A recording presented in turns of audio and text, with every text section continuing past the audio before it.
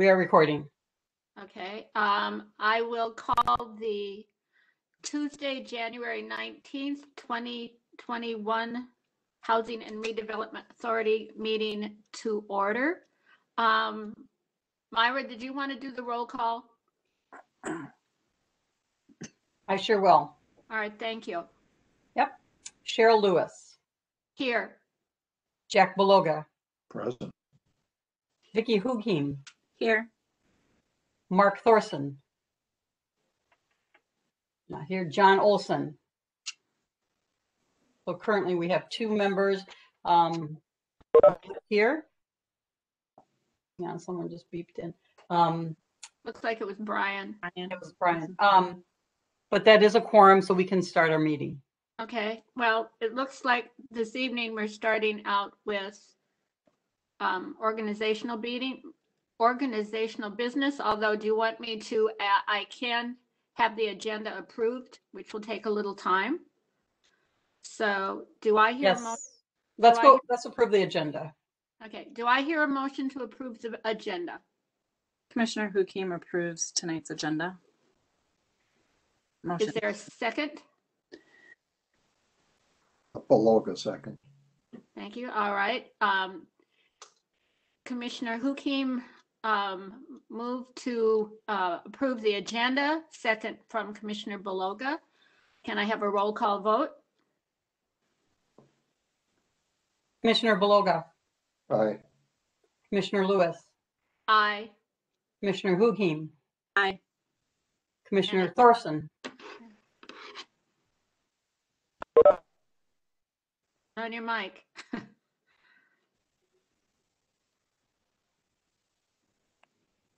I'll go to Commissioner Olson and Commissioner Thorson to approve the meeting agenda. Okay. Commissioner Thorson here. We're voting on to approve the agenda. Yes, we Yes. are. So moved. Oh, no, we just need your vote. Aye. Yes. Thank you. That is Oh yeah, that's right. So moved is not wording. Sorry. Okay. the agenda is approved. All right. So we've done the roll call and approved the agenda. Yeah. My apologies for being late today. Moving on, item to organizational business. We have item 2.1, draft strategic plan. Could we have the staff information, please? Thank you. Good evening, Chair Thorson, members of the commission, Erica Coleman, HRA Administrator. So tonight we have a draft strategic plan and a facilitator by the name of Margaret Perez that will be able to take it from here. Welcome, Margaret, and thank you. Thank you. Thanks for having me. My name's Margaret. Erica noted, I work for the Public Health Department, but I'm really just here tonight in a role as a facilitator. I'm part of an internal facilitation team that gets kind of lent out to different initiatives in the city. So thanks for having me here tonight. Assume that I know nothing, and I am by no means a housing expert. I'm just here to help kind of guide an internal process around strategic planning. So again, thanks for having me here. Because I don't really know any of you, I wanted to just start off by doing some intros. I'm gonna my screen and give me just a second to do that. And this way we're all kind of looking at the same content here.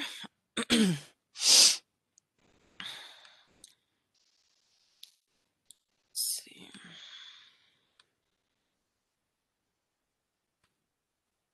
All right. All right. So hopefully you can now see my PowerPoint slide here. I'm going to be taking some notes as we go along. And let me get settled more. Need my notes. Here we go. So if we could just, I'm going to go through and call on folks as in the order that you're appearing on my screen, and then just take yourself off mute to introduce yourself.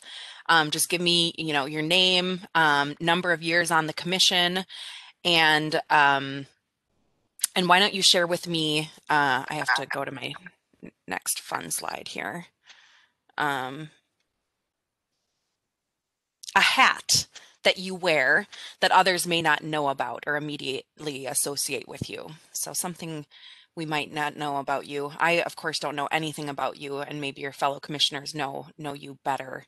So I'll kind of kick things off. My name's Margaret. I have 0 years on the commission, and a hat that I wear that others may not know about is that I coordinate the garden at my son's elementary school. We live in Richfield, and he's a 3rd grader, and I've taken on the schoolyard garden in the summer. Myra, do you want to go next?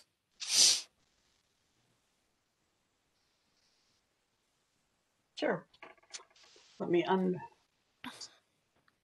we changed all my settings, so I have to, there we go. There's my video. There we are. I've been with the HRA. I'm Myra Wickless. I've been with the HRA for 2.5 years. With the city for 3.5 years. I worked in formerly known as co-ed, or formerly known as Human Services, now as co-ed department. My other hat I wear in real life is Master Gardener. How's that? Oh, hey, we should hang out. Yes, we should. I'm by no means a master gardener, but Cheryl, do you want to go next? Myra, show you a leaf at the end of this meeting, and thank you. Send me That's a interesting. picture on your text message. Yeah. See, we were on Cheryl, and Cheryl, you're on mute still.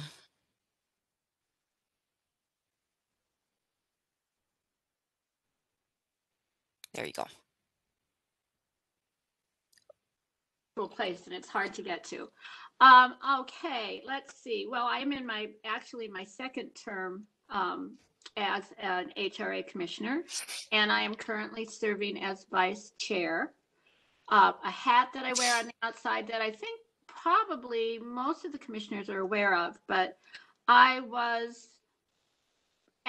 worked for, or was a member of AmeriCorps for 3 years as a Minnesota reading tutor. And this last year, because I was at the end of the time I could serve with AmeriCorps, Minnesota Reading Corps hired me, and I am again I'm now considered an elementary literacy tutor, and I work at Westwood Elementary. And so far this year, I've been totally distance learning. School just went back full time, 5 days a week starting today, but I'm not going to be going back probably until the end of February because I would rather get my vaccination first. But I am still working with 13 kids every day, and I guess that's a hat I've worn for a while. So Thanks. Mark, do you want to go next? Sure. Mark Thorson, chair of the commission. I've been on quite a long time. I'm not quite sure the number of years. I started out being involved in the city in my 20s and have at some point or another, I think for almost every year of since then, and I'm nowhere close to my mid 20s now, been on some kind of a commission or some kind of involvement. I love the city, and I love being involved in it, and I love trying to make a difference. It's really hard for me right now to think of a hat in my spare time that I do other than one or more other roles in the city. But I would say a lot of people know me around the city from not only my involvement in the city government, but also when I owned my own business and was involved in the Chamber of Commerce and some related boards. And I now work in healthcare. And so that's been a big change for me.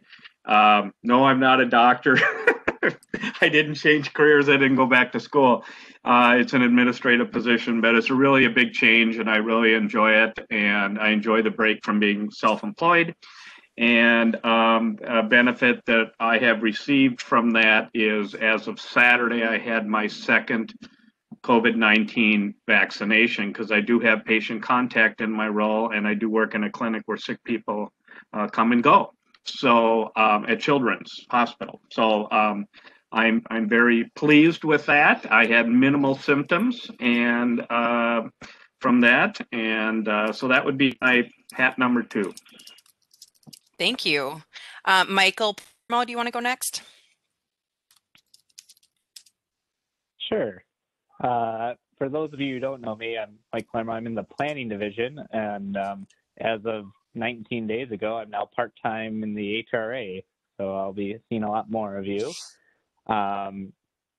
Besides being a planner, one role is being a father. You might be able to see some toys back here, so you might hear my kids screaming in the background as they get ready for bedtime. But one hat I play is a citizen stream monitor. Once a week during the summer, I go and do stream quality testing at Purgatory Creek down the road here, and take a reading and submit it to the MPCA at the end of the season. So that's another role I do in my life. Great. Thanks, Mike.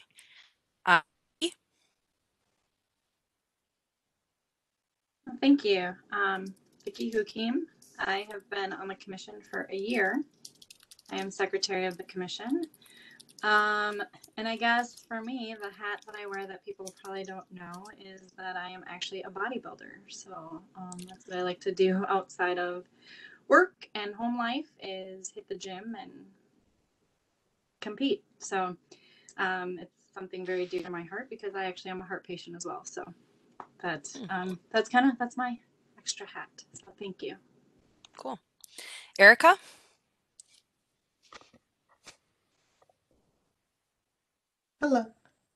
Hello, I'm Erica Coleman. I have been with the HRA 2 months, and a hat.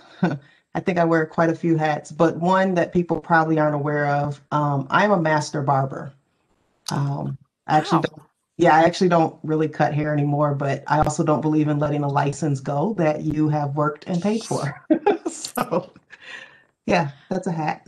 I could really use some advice. I have started cutting my 8-year-old's hair in the pandemic, so we'll have to chat later.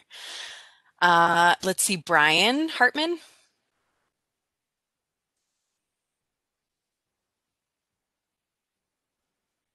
Good evening. Excuse me, everybody. Brian Hartman, HRA Program Manager. Been on staff here for over 20 years, so I've enjoyed it very, very much. So it's been a struggle here. I know a lot of you very well, that what hats you may not know about me, but Erica may not know this because she's new. I'm a big fan of international travel, and I'm looking very much forward to getting back to that, and hopefully sometime this year. So I have 7 weeks of vacation saved, Erica, so be prepared. Thank you. Sherry?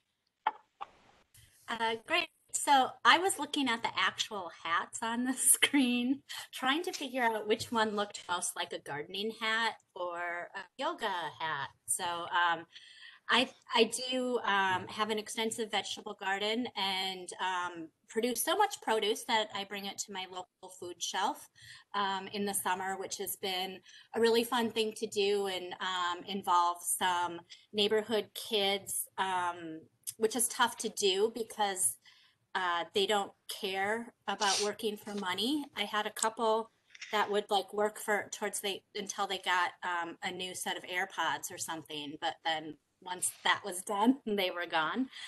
So motivation, Margaret, would be something I'd like to hear from you. But gardening is my thing in the summer. And there's an app, Margaret asking, it's called Seek. And if you download the Seek app, you can point it at any plant or insect or bird. It will identify it for you, which I find helpful and fun. Thank you. I appreciate the advice. I actually have a lot of things in my yard, a fairly large perennial garden, which wasn't originally my thing. And so there's always things I'm trying to identify and decide what I need to do to maintain them. So I will download that. Cool. Councilmember Beloga.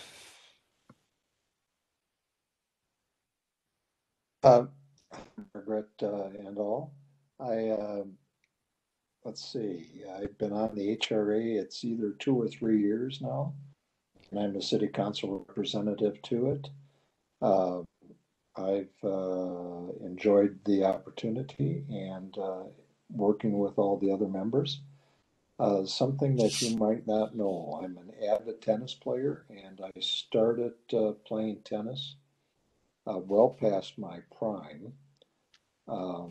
I think by the official standards that I could have played seniors tennis when I first started, but I have made 8 trips to the national championships around the country. And while I have not been on a team that has achieved a first place, I have a second, a couple thirds, and a lot of thank you for showing up awards. So there you go. Thanks. Very cool. By the way, Mhm. I spoke to John just a minute or two ago. He did not have tonight on his calendar. He's out of his house, but he is going home to log in and join us, and I would expect he will be there in about 10 minutes. So just a heads up. Great, thank you.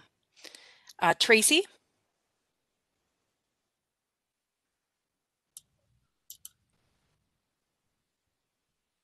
Hi, everyone. I'm Tracy Smith, and I've been working at the city for just over 20 years. I work in the outreach and engagement division, and one of my assignments in that role is liaison to community development and the HRA. So that's why I'm part of this tonight. And something that gosh, probably Brian knows, but I'm not sure about any of the rest of you, even those of you that are at the city. I volunteer for the nation's largest youth circus, which is here in St. Paul, Circus Juventus.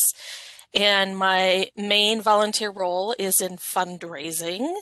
And last year we had our best gala ever, even in spite of the pandemic.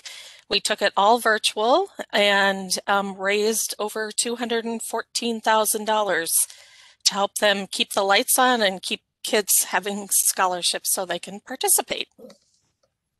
Wow, very cool. What a powerful group of people, and multi-talented and multifaceted. Sounds like we could do some interesting things together in our spare time. That is all the people that I have on my list, unless I missed anyone. I heard that somebody named John is joining us, so I'll have him maybe give a brief intro when he pops in. But anyone else that hasn't been called on, I'll just pause for a couple seconds.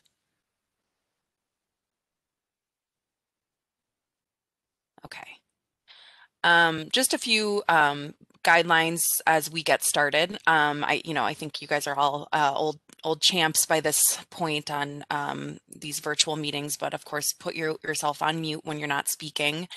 I noticed that most of you, at least when you were speaking, put your video on. I certainly appreciate seeing your faces. I understand if you need to turn cameras off for whatever reason at any point, including, I heard connection issues, totally fine. But if it's an option for you and you're feeling camera ready, please have your camera on.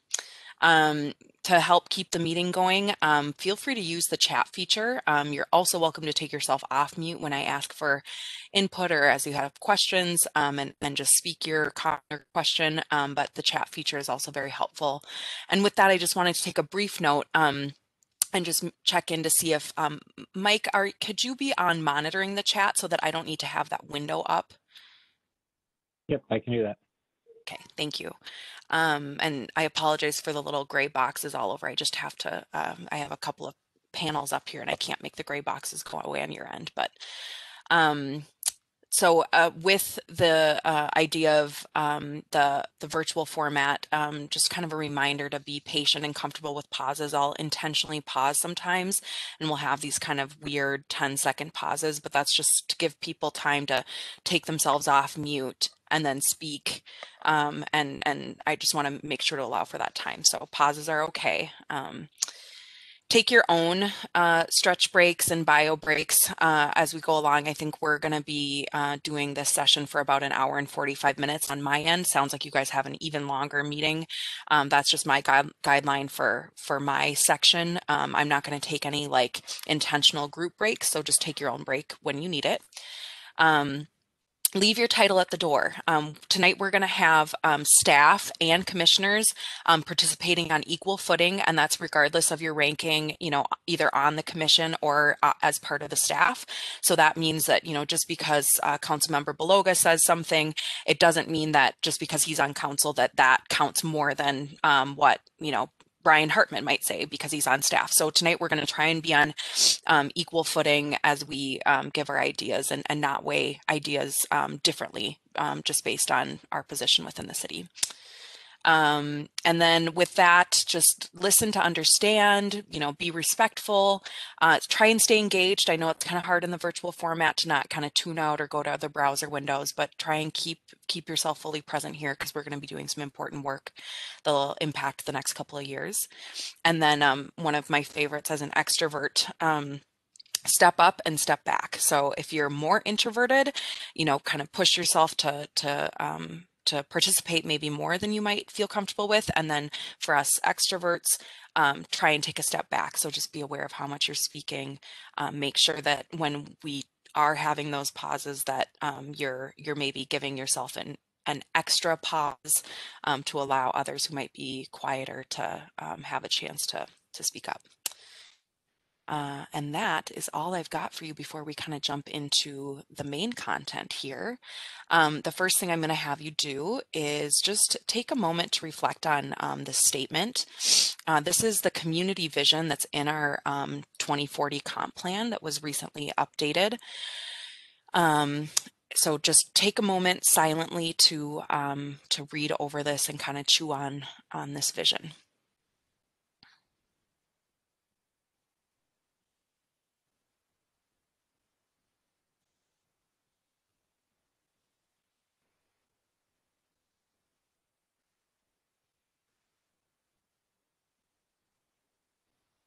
All right, so to get us warmed up here, we're going to do a quick round robin and just tell me the one word when you're reading through that sticks out to you or that caught your eye reading it. So again, I'm going to just call off people's names in order of appearance on my screen. Let's start with Myra. Vibrant. Tracy? Seek out.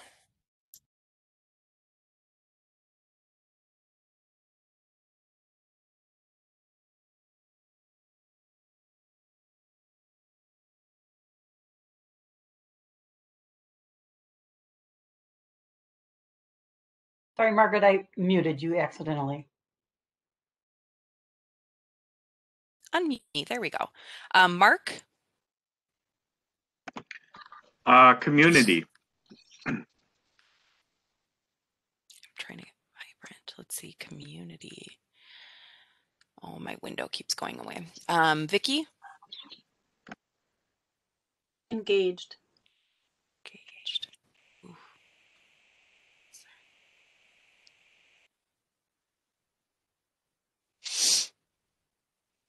Michael? Belonging. Longing. Erica? Choice.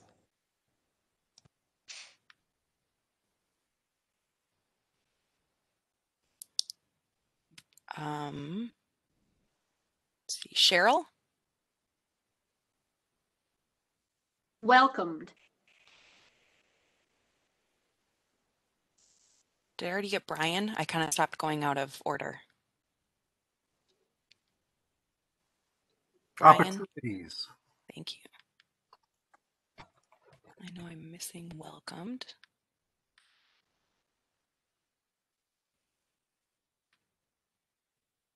Jack?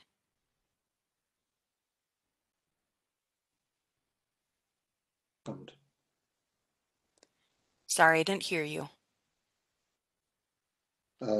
Welcomed. Welcomed. Sherry?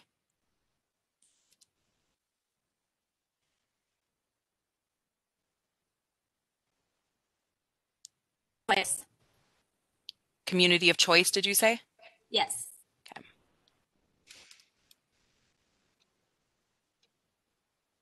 Okay.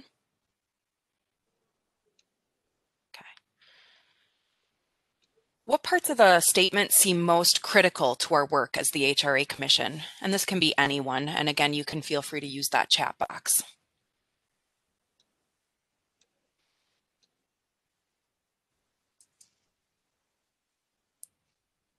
Again, the question is, what parts of the statement seem most critical to our work as the HRA Commission?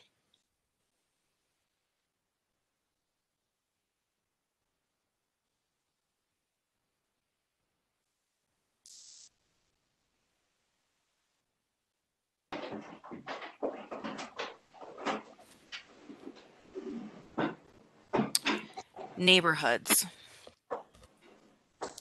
And again, we can be, it's okay. This can be more than a one-word answer.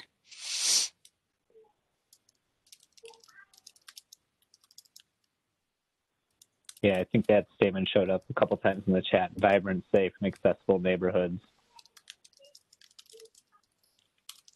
And I kind of felt the same way as well, that those are really speaks to what the HRA does.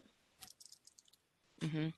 I noted Brian said a place that people seek out to live.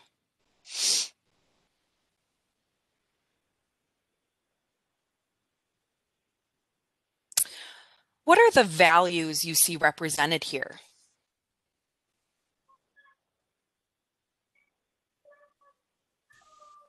I can keep it up here or I'm going to copy it over to this page so that I can type.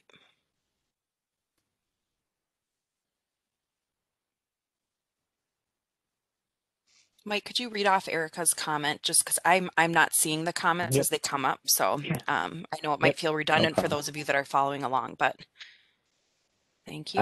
Erica reiterated choice, community, foster, welcome, and engaged.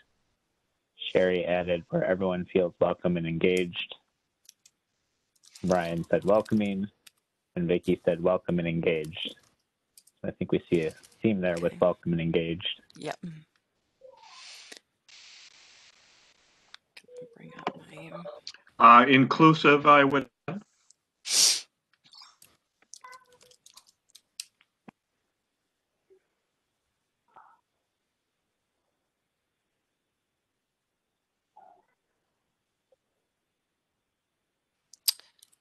Are these all of our values, or do we as the HRA bring other values to this work?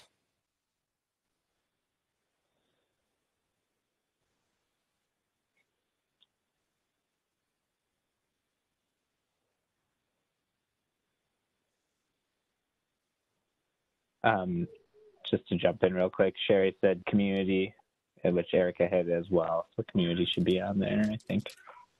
Thank you.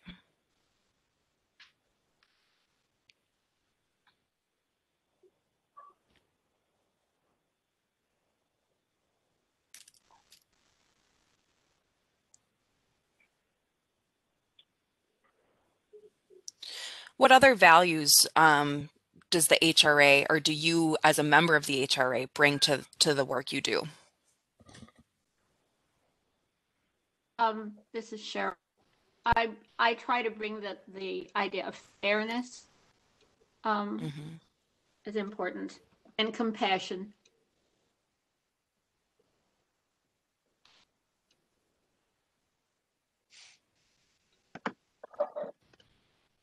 I would add innovation, and I think we have some role as being sometimes taking some risks, not always doing what's popular, not always, certainly we take risks when we choose to invest in a property for future development, not knowing what the economy might bring later, but it's our role to be innovative and in some cases take some calculated risks in order to achieve redevelopment in a fully developed community.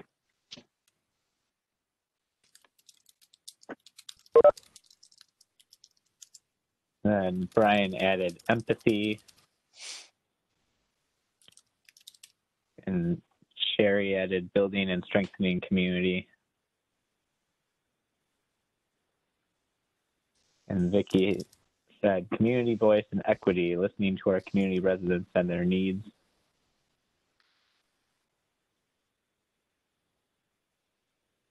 And then Sherry added economic impact. So maybe that can be impactful. I'm going to get rid of this vision statement up here because now we're kind of beyond that, and I've got it saved on another slide because you guys are all coming up with great values here.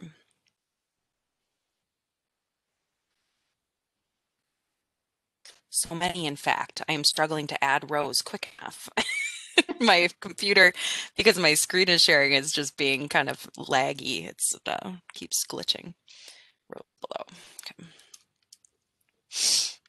And so sorry. I heard some additional values that you shared that Sherry had noted: economic impact, community voice, and equity. So I'm going to add.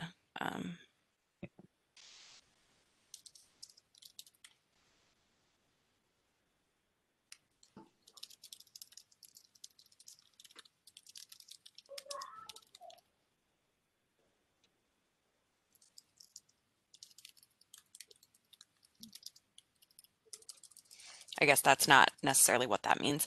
I have this what it means as a definition section in case we wanted any kind of further clarification about what something means.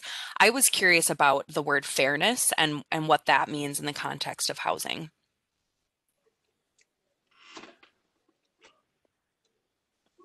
I think when I say, this is Cheryl, when I say fairness, again, I think it would be tied to equity and providing affordable housing. There again, that's where I see fairness, is that of providing affordable housing where people of all different economic standings can still find a home in Bloomington. Mm-hmm. Sherry had put, and I feel like this kind of builds off of what you're saying, is that the value would be that everyone has a home, the sense that everybody can have a home. Yes.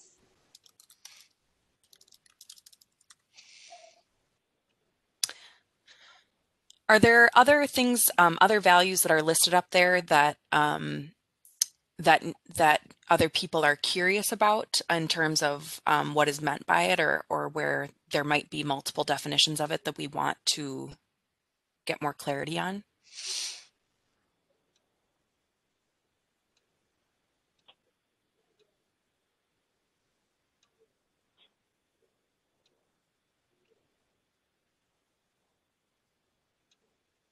Maybe I'm looking for a little more clarity on foster. Yeah, that was going to be one that I was going to pull out. I know, Erica, you had thrown that up there. Do you want to say a little bit more? Yeah. Sorry, and then I was going to ask for clarity around empathy. So foster to me is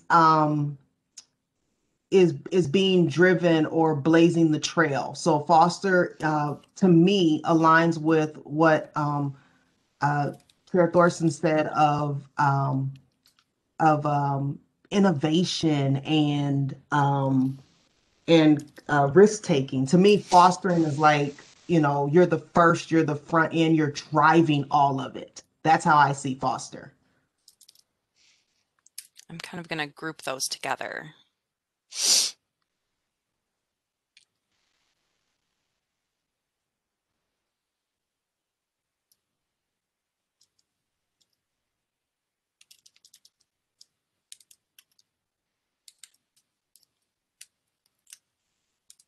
kind of expanding on some of the things that were said. Okay. Vicki noted that she agrees with Sherry and Cheryl that everyone has a home. I think of that with equity. So let's see.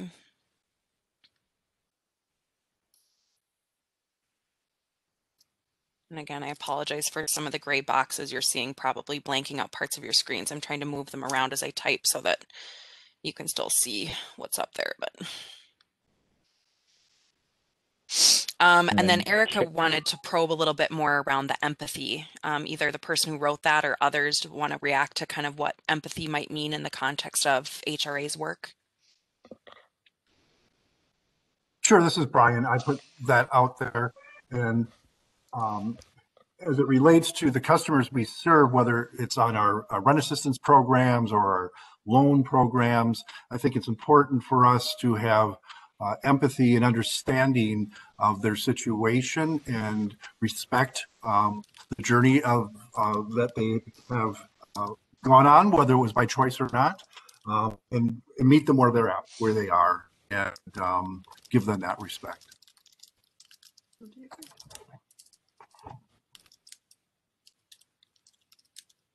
And then Tracy suggested that maybe inclusivity would be grouped with equity and fairness. Mm-hmm.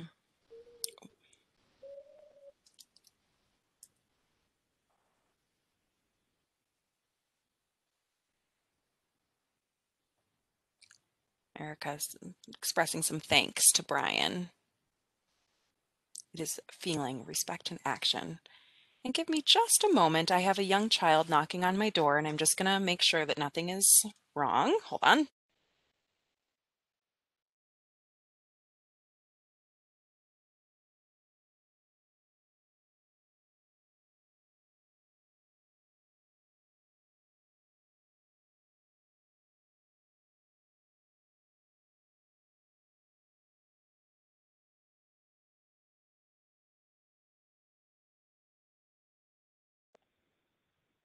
You're on mute, Margaret. This is a great list. Thank you. I know that Erica sent you some information in advance, and some of that included some values that she had brainstormed in advance. And I actually, Erica, we didn't discuss this in advance, but I was wondering, could you just walk us through your values? I think that they really align with what folks had already said, but I just want to kind of put them on the table and merge them together in this list so that we've got sort of a comprehensive list. And I'm going to throw them up on the screen here so that you're not searching for your notes. Absolutely.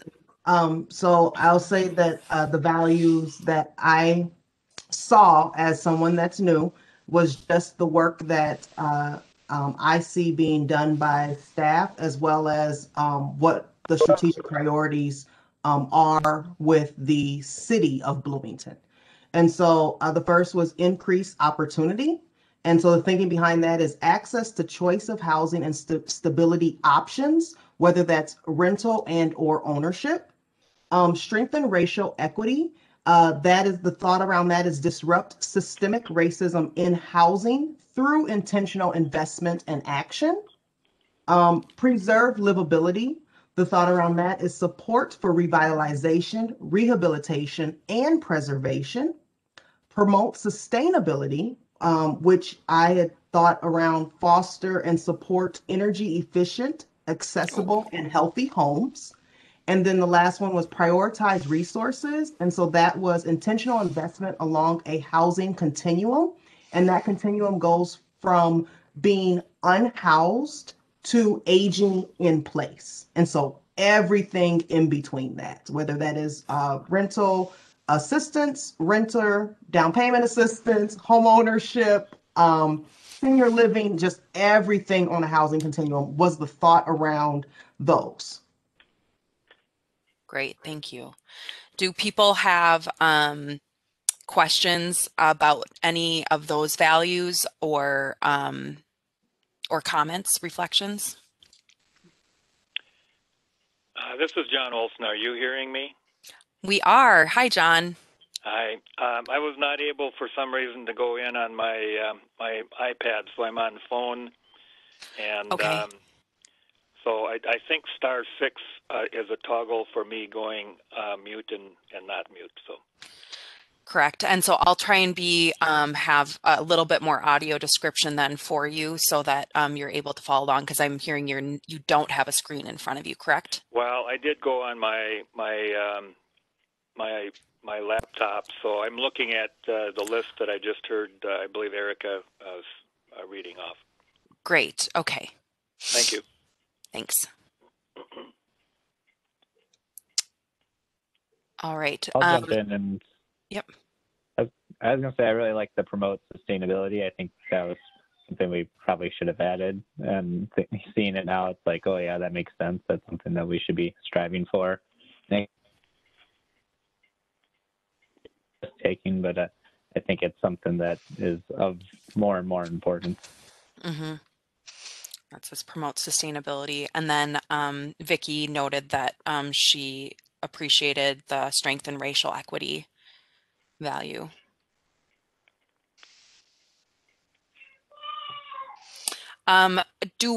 Should we do any of these? Can any of these be combined? There's no pressure to combine, but do any of these? I'm seeing the words like the choice and the welcome and engaged. Those feel like less fully developed values. Do they belong anywhere within either in the description section or in these other kind of more prominent value categories that have emerged?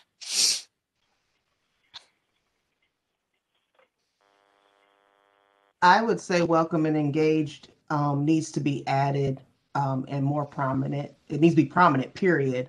But I wonder if it's increased opportunity. So how I'm trying to say this is maybe increased opportunity is not the value. Welcoming and engaging is the value. And then increasing opportunity becomes a part of the description, but I don't know. I think that's good. So welcoming and engaging for all residents or for all people living of all housing types, something kind of to that, capturing both of those things. Yes, I think. This is Tracy. I was thinking something similar along that line, that engage definitely was missing in that last set that Erica introduced, and what you've brought forward here, the way you suggest combining them by changing the value, works for me. Thank you. Just trying to consolidate my rows. Other reactions, thoughts, either about that suggestion or other suggestions. I noted, I don't remember now who said it in the chat because my chat went away, but empathy and compassion being combined. That works. I just wanted to say, when thinking of that welcoming and engaging, going back to that one, that it doesn't just need to be across the housing, and that I think we need to be welcoming and engaging as a commission in general. Like, I feel like that needs to be part of our, like, not just what we do, but who we are, if that makes sense.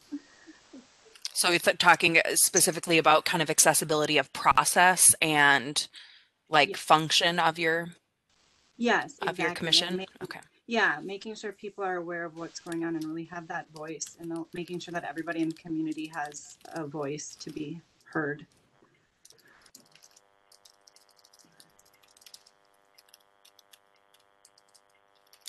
That's interesting because that almost then the foster innovation, the welcoming and engaging, actually, when you put it like that, seems like it kind of goes well with community voice, listening to our community residents and their needs.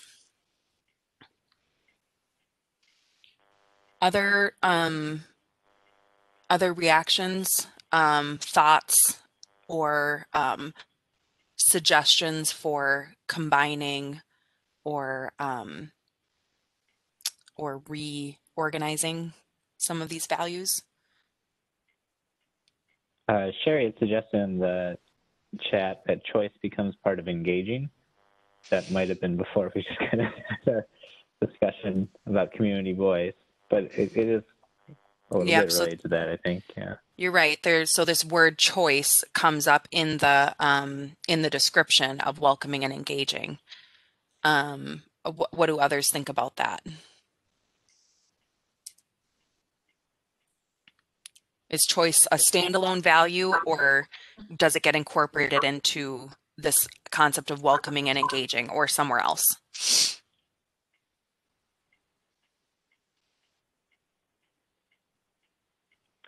My apologies, but if Myra can do something to let me join the meeting on my city iPad, I'd appreciate her doing that. For some reason, it said I couldn't join because the meeting hadn't started yet. It really would be helpful to see what the screen. The packet didn't have this. I do think I agree with people in the chat with choice on being put maybe with the equity, fairness, and inclusivity. So I was going to say equity, fairness, inclusivity, choice, in my opinion, and anyone can chime in, replaces prioritize resources, because prioritize resources is an action and maybe not a value. But if the value is equity, fairness, inclusivity, and choice, and then the outcome is a prioritization of resources. That's good. I like that as well. Yeah, I like that. Yeah.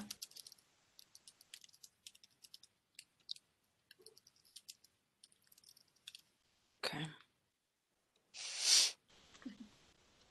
Do you mind if I remove your description then with what is, like, can this part? Yeah, I don't mind at all. I'm not married. Okay. Jack did put promote home ownership, should be in here. Great. Should that be a value, or does that get incorporated into a description somewhere, Jack? Margaret, I think it goes under community building and strengthening. We all know that one of the ways to build wealth is through home ownership, and to promote and facilitate that is a means to that end. Okay. I'm sort of writing out in full sentence form what you just said. So I put help residents. Okay, help residents build wealth by promoting and facilitating home ownership. Are there other components of the community building and strengthening value that should be reflected in the definition? I do see, this is Tracy, I do see that we also have home ownership in the welcoming and engaging, the choice of housing and stability options, both rental and ownership. And I'm okay. It can be in multiple places. We can also, put it in one place and not the other. Up to you folks.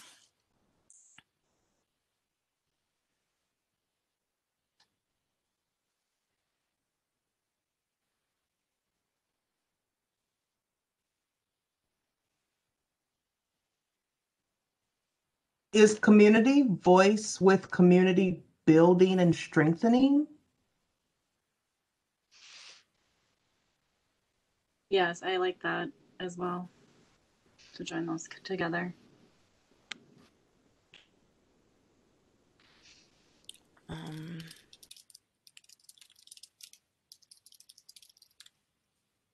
about that? Kind of putting community voice into the description. Kind of just flowing along here. And then the only other thing I'd like to, I kind of want to round out this section because this is a awesome discussion, but we've got more to move on to, and I'm kind of aware of my time. But I want to make sure that we get a description of economic impact, if that's going to remain as a value, kind of what that looks like or what it means to the group.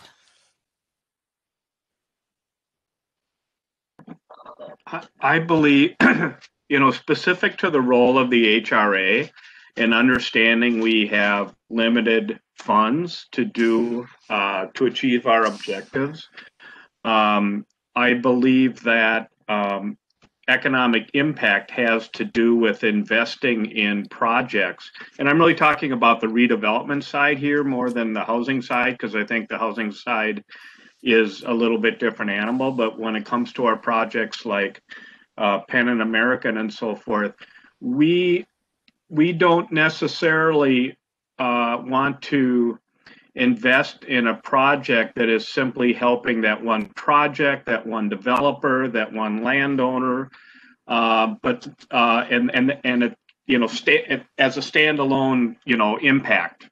I see economic impact as when we begin to create change in an area, in a neighborhood, that attracts further investment that doesn't necessarily need subsidy. And that's where I think we can have the biggest economic impact, is beginning to create forward motion where private investment will come to a neighborhood that previously wasn't there.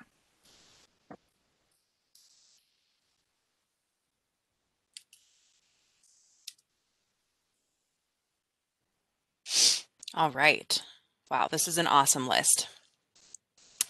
So with that, I'm going to go through here and we're going to take a look at now what the HRA is currently doing.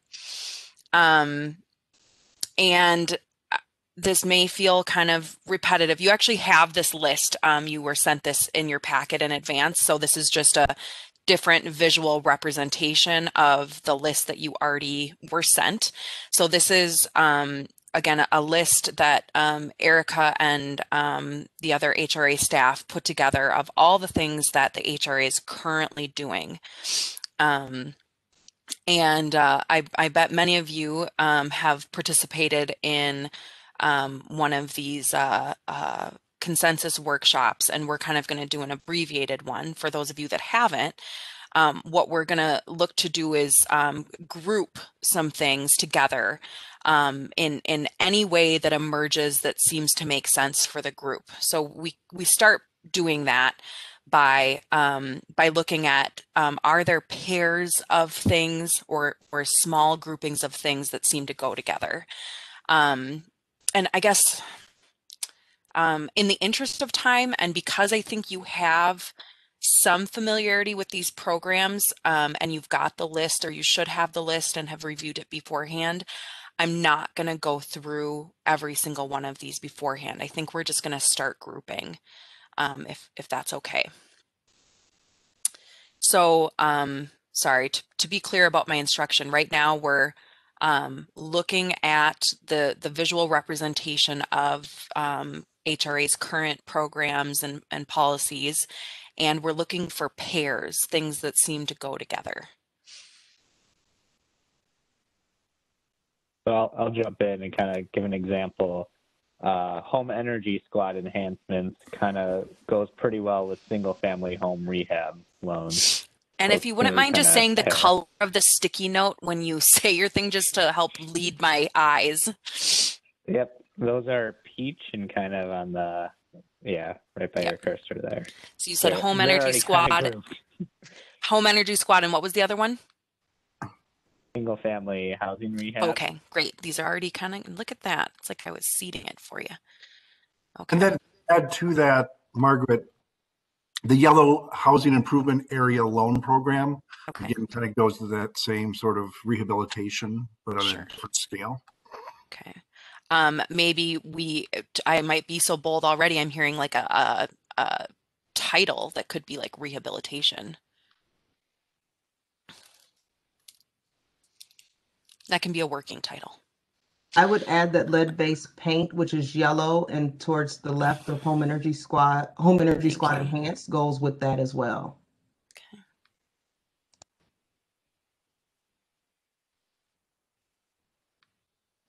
Other pairs, let's try and get a different grouping, because then the temptation. Oh, sorry, go ahead. Oh, sorry.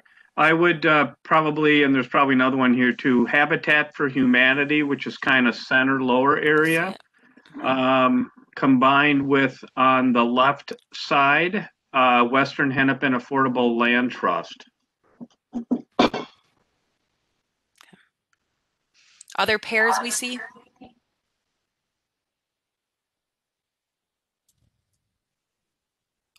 This is Tracy. I see a couple that say trust fund, and I'm quite honestly not sure the difference between the two. One is the one you just moved that says Affordable Housing Trust Fund, and then off to the right in green towards the top is NOAA Trust Fund, and I'm not sure what the NOAA Trust Fund is, unless that's supposed to be the Opportunity Housing Trust Fund. Tracy, those are two different trust funds, and I think there's a lot of financing tools that we could put in one category. Right now, a lot of them are on the left side of the screen, Margaret. The yellow tax abatement, the orange housing revenue bonds. Green Opportunity Housing Ordinance offers those tools and incentives. I see TIF hiding down there. The Affordable Housing Trust Fund. 4D tax incentives, which is yellow. And then kind of along the bottom, there's the Lavender Low-Income Housing Tax Credits, the Lavender Livable Communities Program, the green up above NOAA Trust Fund.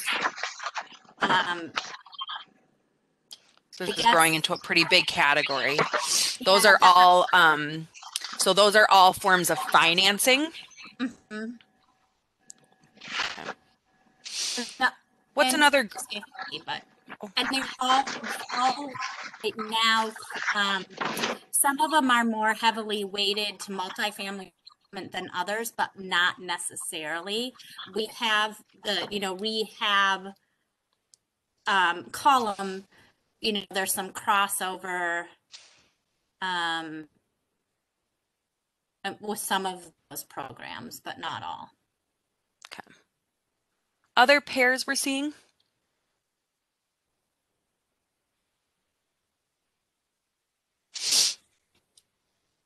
So far we've got this grouping here around habitat and WALT, I'll call it.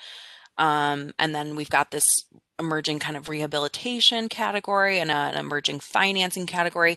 Again, these are just working titles. We can still take things out of those and regroup them in other ways, but those are just kind of working titles for now. Margaret, the neighborhood loan program could go into rehab. Okay. It's the same, but a little different from the other rehab program. Rental homes for future home buyers. I mean, that kind of goes underneath the habitat and WALT, is because it's helping people make the transition from renting to owning. Okay. So it has that home element to it.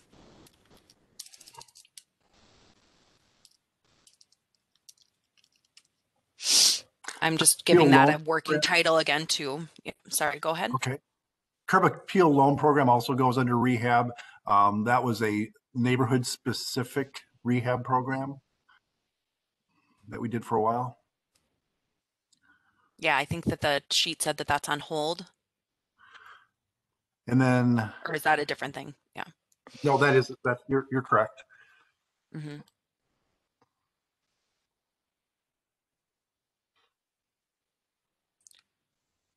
Then I'm kind of seeing a whole kind of like policies, like the 90-day tenant protection ordinance, the fair housing policy, opportunity housing ordinance. So those are all kind of policies or ordinances. Okay. Are they policies or ordinances that get at anything specifically, or are they all pretty distinct? A little bit distinct. I mean, 90-day tenant protections provide time for people when a NOAA property is purchased before they can raise the rent or do rescreening or make the move. Fair housing policies, affirmation of non-discrimination laws in housing. And the opportunity housing, this might be the odd duck. I mean, this is about the creation, preservation of housing through incentives and financing tools, that sort of thing. So that might go under financing. What do you think about that, Sherry? Yeah. Yeah, and Sherry had kind of said it goes in financing, but it might go somewhere else too. Yeah. And I think the tenant protection and the fair housing policy and some others fall under that sort of fairness area that we've touched on earlier. Fairness and equity.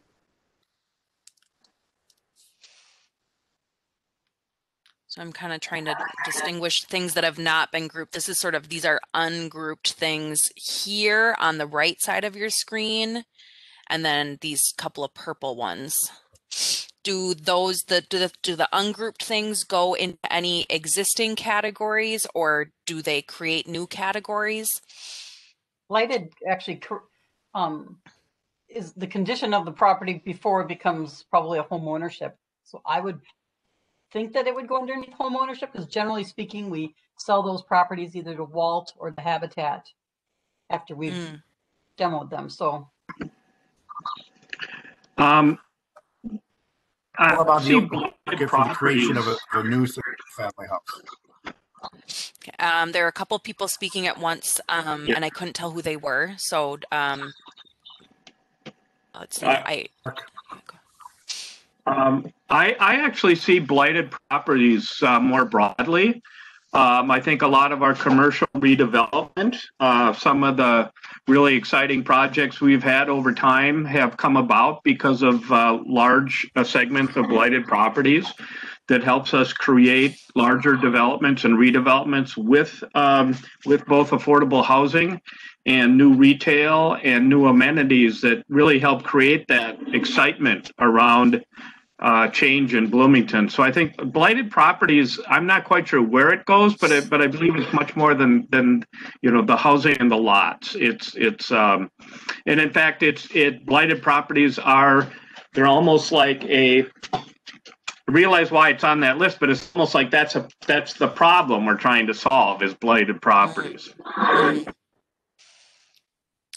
And there's no rule against duplicating something and putting it across various categories. So that's another option for us. Although I'm only hearing it clearly being called out under home ownership, and then kind of a yet to be created category, kind of more focused on redevelopment.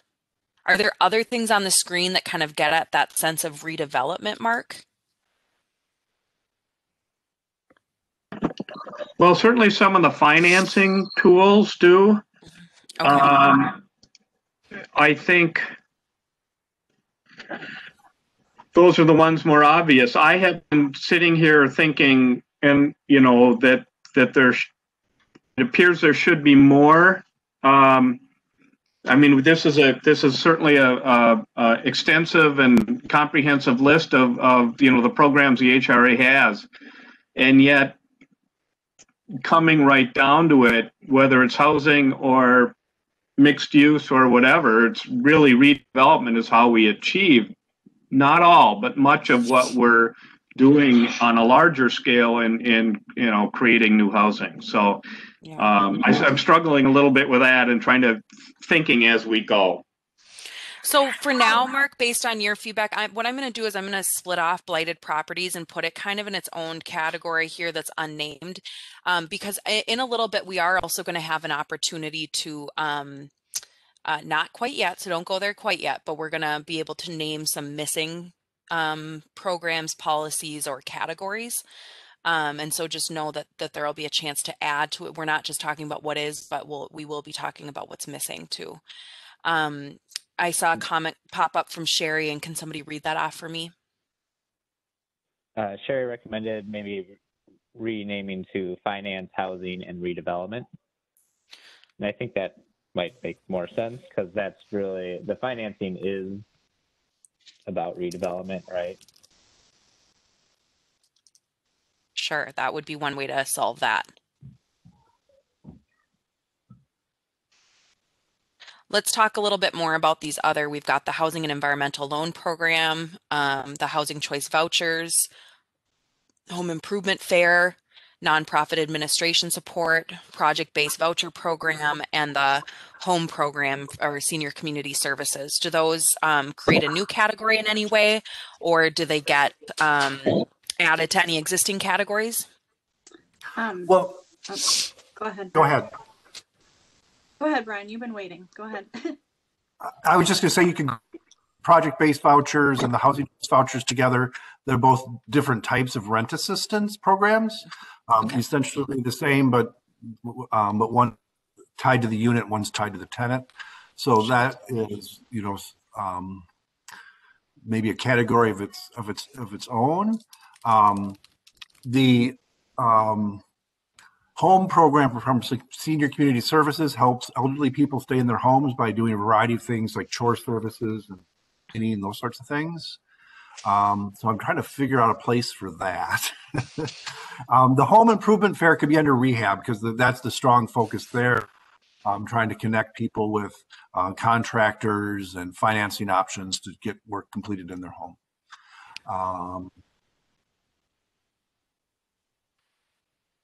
Housing and Environmental Loan Program, again, that's a rehab loan program. That's our emergency loan program for people who experience a furnace goes out in the middle of winter and they don't have the cash to fix it, that sort of thing. Okay. Others want to weigh in about where these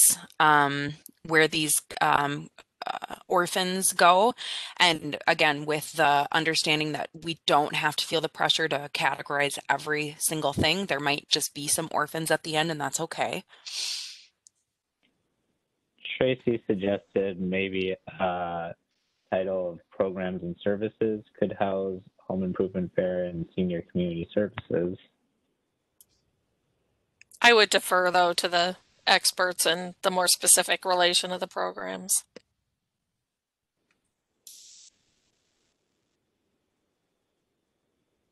What do others think? I feel like the home program, the senior program, is kind of both the fairness and equity and home ownership, because it is an equity based for our senior community, but it's also allowing them probably to stay in their homes. So I kind of feel like it fits in the middle of both of those personally. Kind of tentatively put it in there straddling the two. So nonprofit administration support is something we provide, but they're organizations, Brian or Sherry, correct me if I'm wrong, that typically work more with the renter population.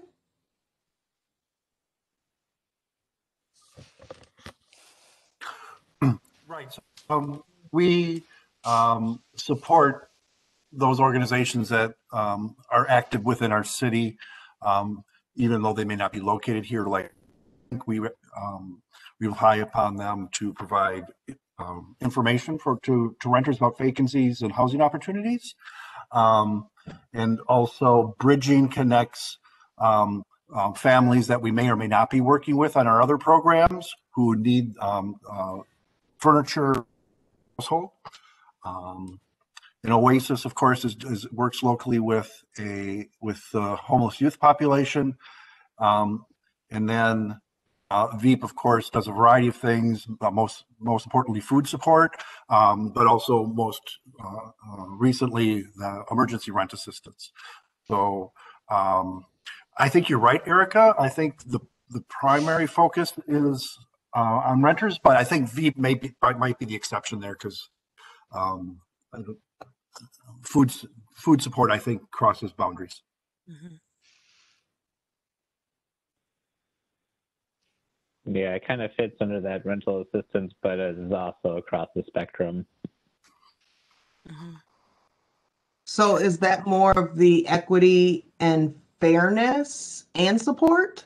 How, I'm and maybe it just doesn't get classified. So.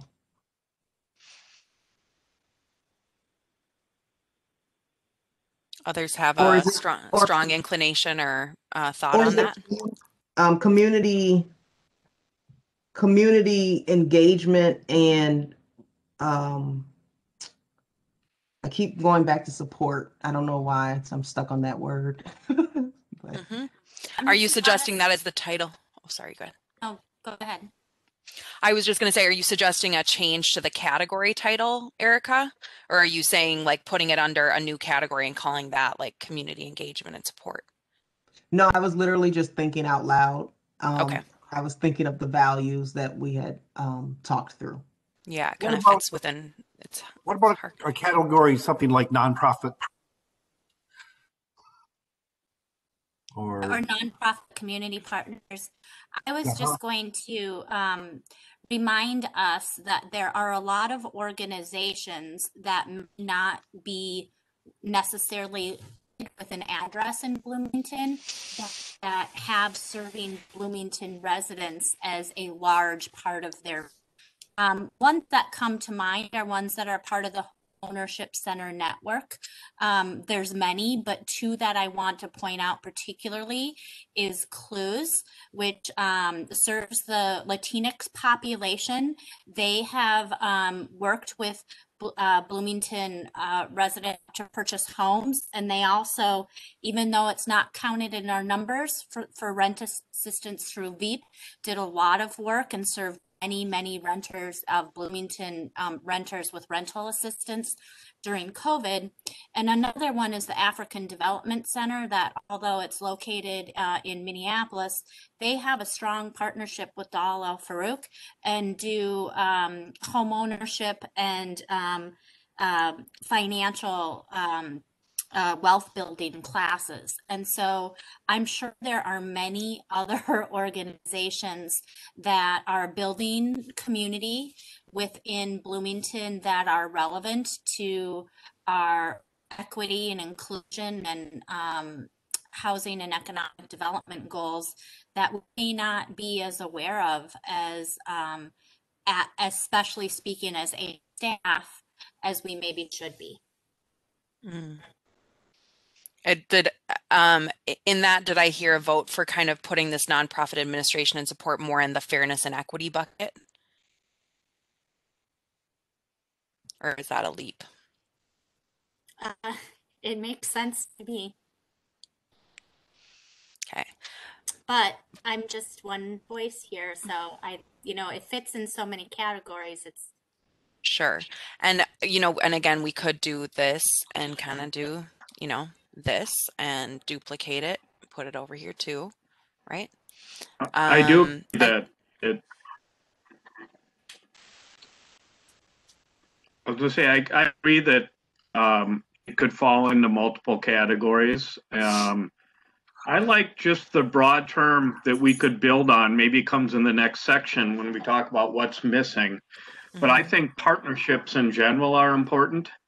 And that could be nonprofit partners specific, to housing or other things. And it could be other partners having to do with redevelopment. And let's face it, every redevelopment we do is a partnership. It's a partnership with landowners.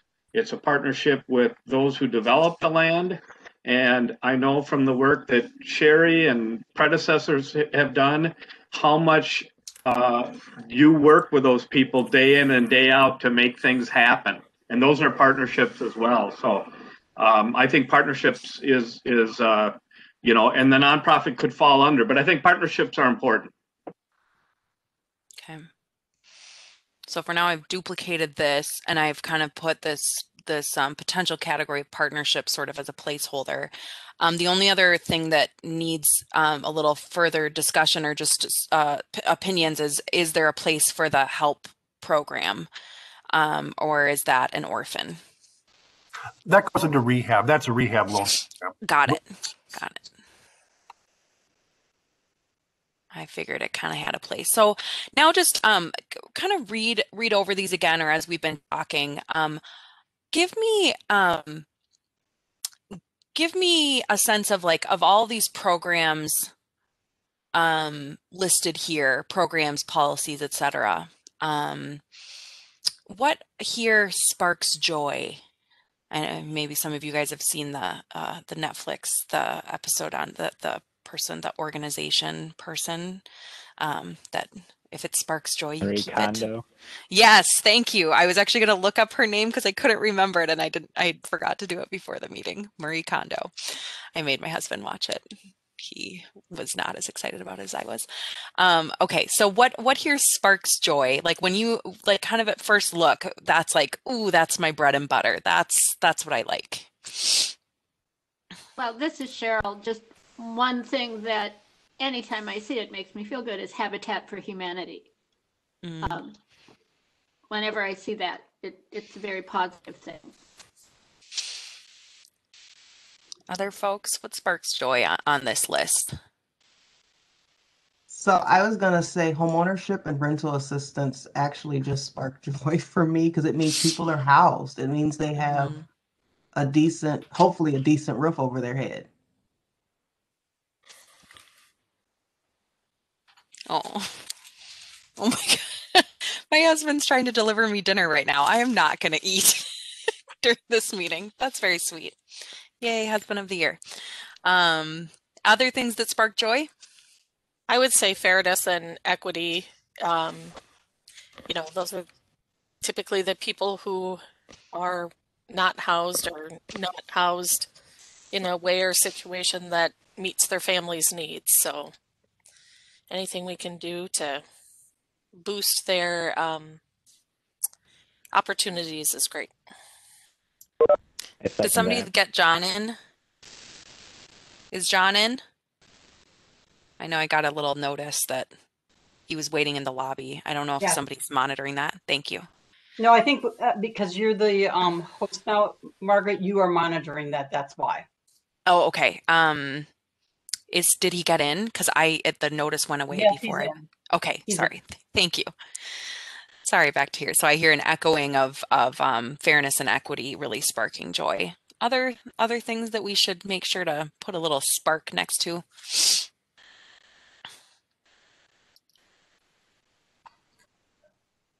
Well, I agree with what's being said here. This is Brian, but finance, housing, and redevelopment sparks joy in me because, we've added so many tools here that we had in the past. And I'm really very positive about the future that we're going to have a greater impact, not only for providing housing, but doing just general development. Are there, oh, sorry, let's see.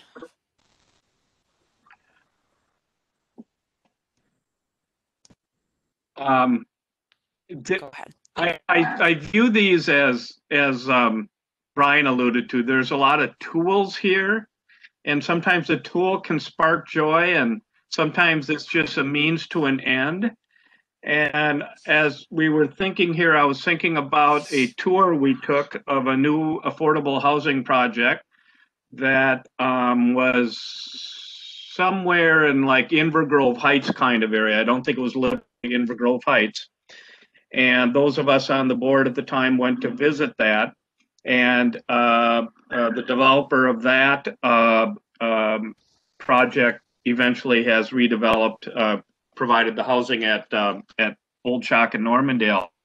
And that sparked a lot of joy in me because they did a great job of talking about, and we saw the results of the impact that was having on the people who were moving in that following weekend and the stories they shared.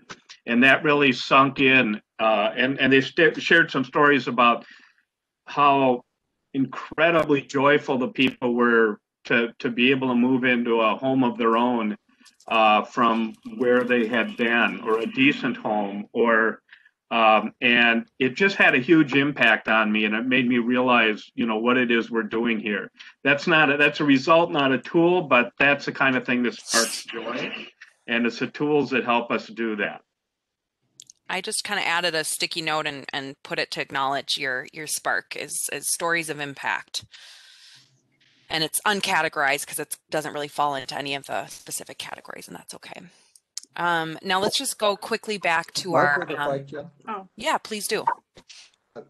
We added partnerships, if we could go back to that screen, please. But I think we're looking at it too narrowly because really with all of our development and redevelopment partners, we really need to engage those people as partners as we do with the financiers and everybody else. I don't know if I'm solely looking at it that way, and I understand why you called the nonprofit administration support partnerships, because they certainly are. But I believe that to be successful in here, we really need to consider all of those financiers, developers, and other kinds of facilitators as partners. Absolutely.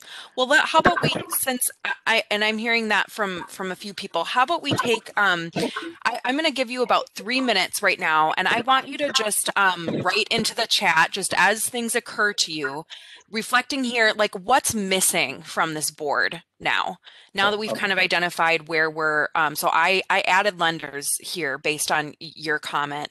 But let's everybody kind of just looking here, what's missing? And if you can give us a sense of what category you think it goes under when you know what's missing, and it's okay if it's uncategorized. If you don't know, you can just put it into the thing. But if you know the category you think it should belong under, great. I'm going to try and keep up with you as you put them in here.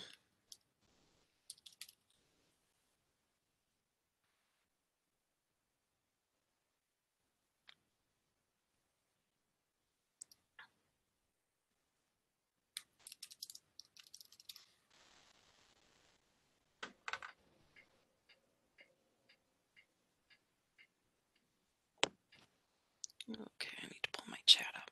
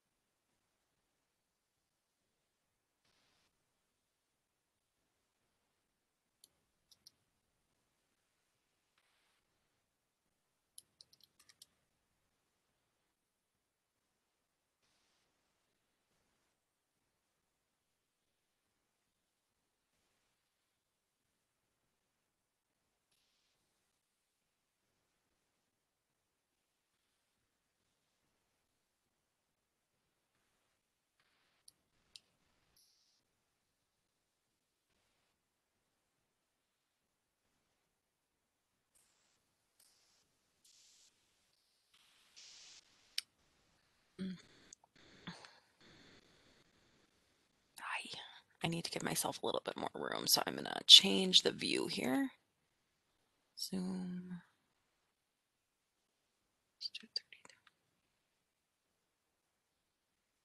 Oh, too much.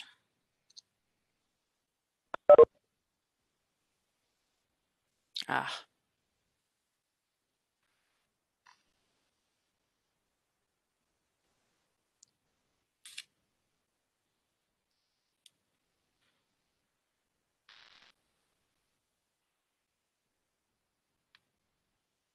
Bear with me here. Okay, there we go.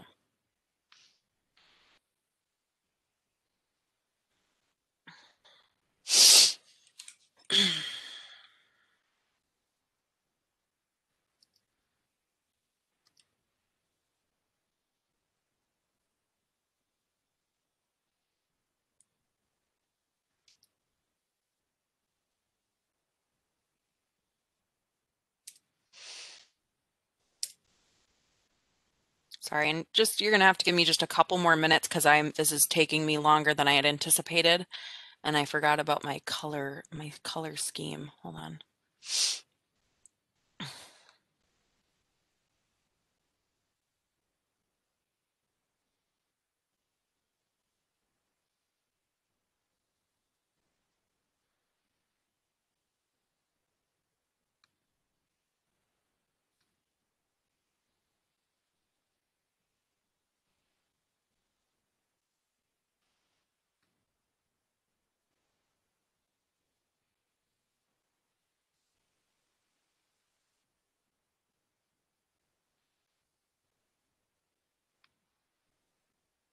Oh gosh. Okay. This is getting complicated with my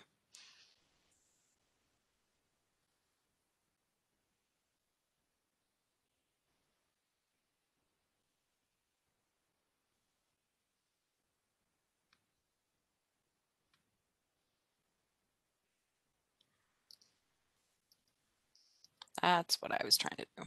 Okay.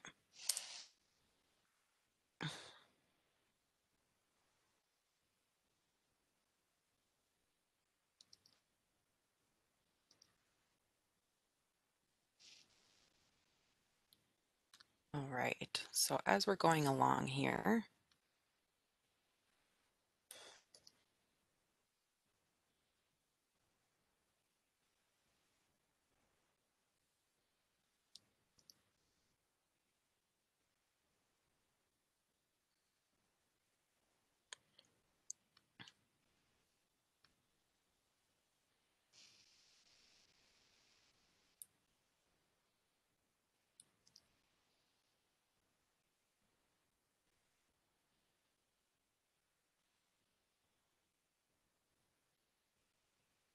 all right.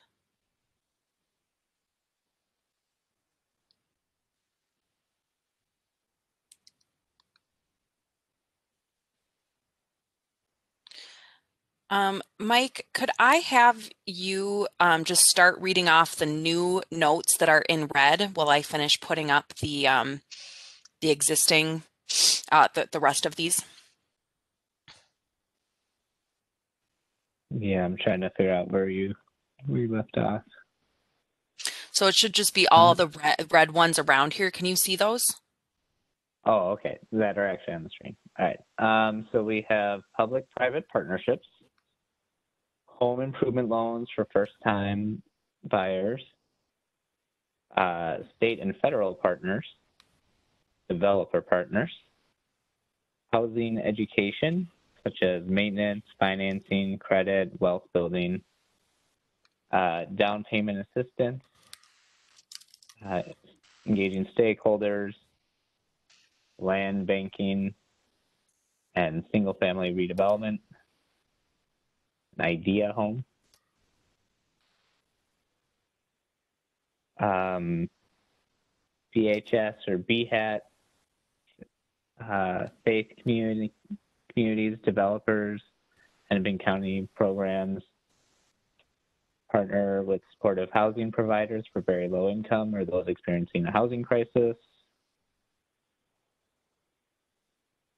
Okay, you guys are awesome, and I am realizing how long this list is. And so I'm gonna keep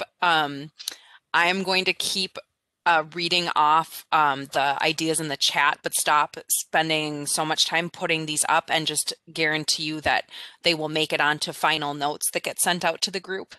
Picking up where Mike left off, I'm going to note partner with supportive housing providers for very low income or those experiencing housing crisis. We have senior communities and life cycle housing. BHS list with partnerships. Under fairness and equity incentive programs to encourage community involvement. Culturally specific engagement and partnerships. And then a comment, I would like to do youth outreach as well, as we have young adults needing housing. Enthusiastic support of that. Bloomington schools as partners, as well as Oasis for homeless youth. And then unhoused efforts and supports. And a question is if VEAP is anywhere. And John, you might not have been part of the conversation earlier. We noted that VEAP is one of the recipients of the nonprofit administration support. So they're kind of somewhat, they're implied under partnerships, but not explicitly stated. Is meet with residents at Village Club, new builds during first year, valuable input, focus groups. So getting specific input. Are doing focus groups with residents, I'm assuming, from these different communities. Yeah, basically the before and after kind of things, the needs, but once they get into a new facility, what can we learn from how we went about doing that, for example? A youth council for input, engagement, and education, and another enthusiastic yes to youth council. Looks like Vicki and Erica are vibing on the youth involvement. I'm just going to capture that really quickly here. I feel like a lot of what was noted are sort of are adding to our partnerships list. Are there specific things that we want to call out that feels like that it didn't quite have a home in a category? That was listed here in these red post-it notes, or that the things lingering in the chat that I haven't had a chance to put up on the screen. When you were putting your ideas into the chat, were there some where you really weren't sure what category it belongs in? So for me, when I was saying youth council or youth involvement, I'm not sure what category that belongs in, because the thought process, it's multiple things. It's having youth allowing their input and their say so, but it's also a very big education piece. There are different programs, real estate development as a whole is just a beast, and all the moving parts that go with it. And I have this thing about getting to the youth while they're in junior high or high school, so they're learning that, but then also bringing them in, because especially with the HRA, they're learning policies, government, how laws are like, there's just so much. There's the education piece, and then on the flip side, it's actually housing them, right? So like, there's things that you don't learn until you are able to actually talk to someone on their level. And as we know, over the years, the definition of homeless has changed. It used to be really just not having a home, a permanent home, but it has changed to, are you, doubled up? Are you couch hopping?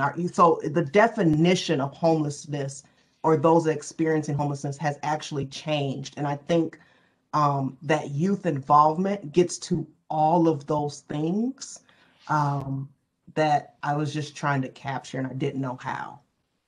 Could I call this, like, I was thinking of calling it something like, you mentioned the word education, which I said, okay, yeah, like education, but it sounds almost like what you're talking about is growing like civic involvement, or like civic awareness, like the sense of like youth understanding their government and how government works and how housing developments work and how financing works, and also kind of empowering their voice in the process.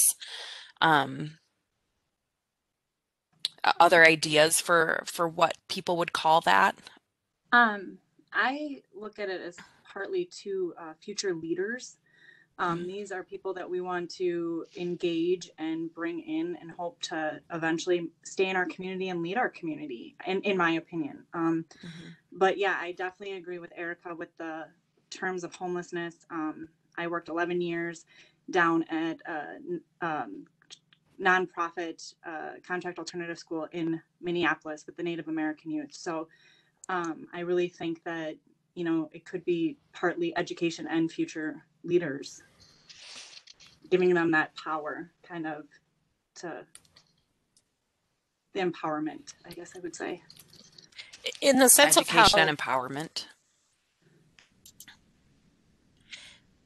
In the sense of how Vicky is talking about it, I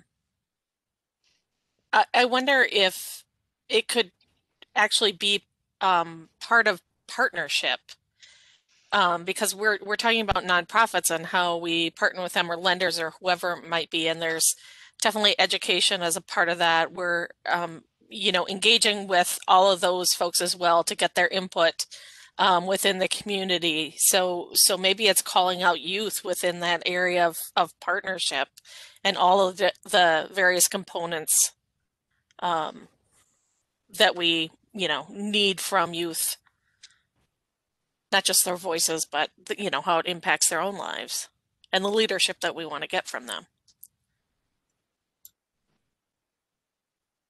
I just want to say, John brought up a very good point in the chat. Lobbying. It's completely missing, and we do it. So it's a big one. All right, I'm going to make sure that that was on the screen too. Yeah, and it's in the chat, but I would, that was in the context of, it seems to me that an annual meeting or something like that with our delegation to the legislature would be wise.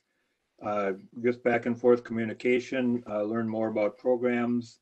If they're more aware of what we're aiming to do, maybe they can help us out. But on the lobbying part, the state kinds of programs can help us in Bloomington, and then our delegation can maybe help us with individual things too. But thank you.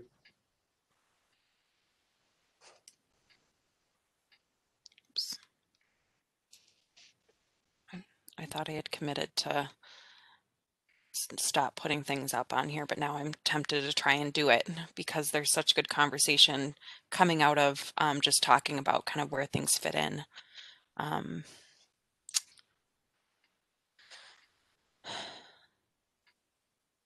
See other things up here that don't feel like that they have. I know that you guys noted your categories when you put things into the chat, so that will be reflected in the final organization of this. But are there other things up here that you want to get some more clarification about, or that you don't feel like has a clear category?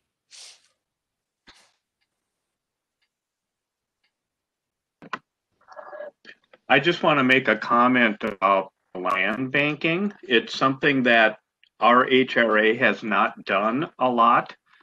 And I think it's just something that we need. It's another tool I think we need to talk about in our strategic planning in terms of our long-term visions. Typically we use, great tools like options on a property. They tend to be short-term.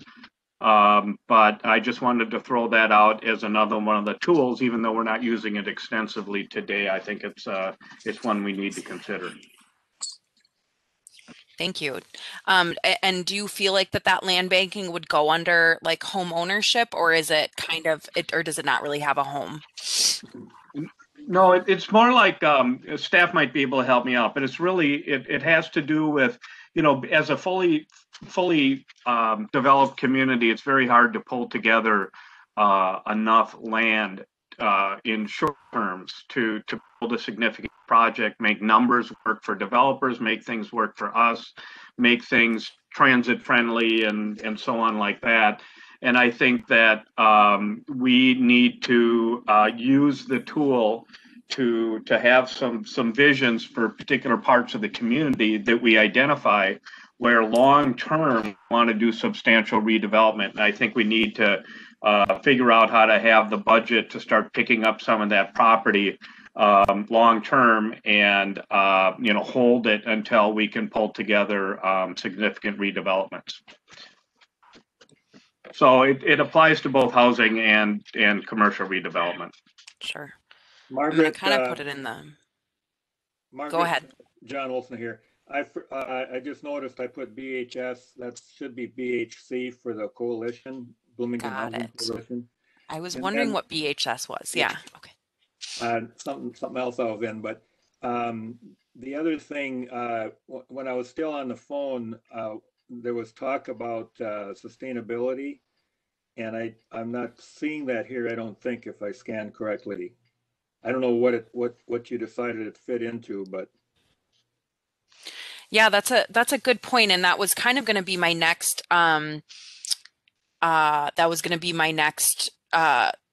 step in this process, is kind of cross-checking this list of both current and missing or future programs with our values and seeing where there's alignment. But I do want to do a time check. We're at 7:15. Erica, my original time was going to end at 7:15, or I told you like an hour and 45 minutes. I probably have another 15 minutes. I can be here and continue moving this conversation along, and then we can kind of get to a stopping point and pick up where we left off at a future session, or I can try and kind of round us out here, but then I'm going to have to move the group on perhaps quicker than I was anticipating. So give me a sense of what you're thinking. I think it's up to you. We don't the only other thing on the agenda is just looking at the programs. That's it. So Okay. it's all the strategic planning session, but I also would ask the group if you want to get to a stopping point and then pick up at a later session, because it is a lot, but I think this is really, really good discussion for us to be able to plan out what we want to do as an HRA. So I will give the group a sense of what I was planning on doing with the group, and then you guys can kind of decide if you want to keep going with that or if we should just kind of close out this section and then pick back up. So my thought was that we were going to go back through and look at our values. And then look at, we've got the things that really spark joy, but then I wanted to look for areas of alignment and misalignment with the values. So we were going to go through and look at kind of what's critical to our values, and then what is, no longer feeling relevant or as central to our values. And then what were we going to do? We were going to identify some gaps and opportunities, which we've already started to do here in this list. And then we were going to wrap it up by trying to take a stab at a mission statement. Now, I don't think we can get through all of that in the next 15 minutes. So I think where I could reasonably get us to is just to continue to have a more in-depth discussion about these things on the list, and having a check-in kind of with our values. And then I would suggest maybe coming back for another session to try and carry this forward into more specific kind of goals and objectives, and talk about how you begin making a work plan off of this. So my question is, do you want to continue with conversation and try and power through the alignment with values and what isn't feeling relative, or do you want to cut that off and do that at a separate session?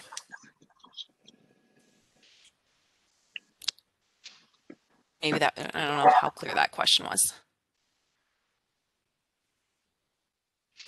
Maybe chat your response into the chat box or interrupt. It seems to me with, because you said you have about 15 minutes left, it seems to me that just, around, as you suggested, pretty much what you suggested, kind of circling around, closing it up, but certainly we're not going to get to mission statement at this point. Yeah. It seems like the best option given the amount of time. Okay. Interested in hearing from others as well, but it's really your your time frame as well. So.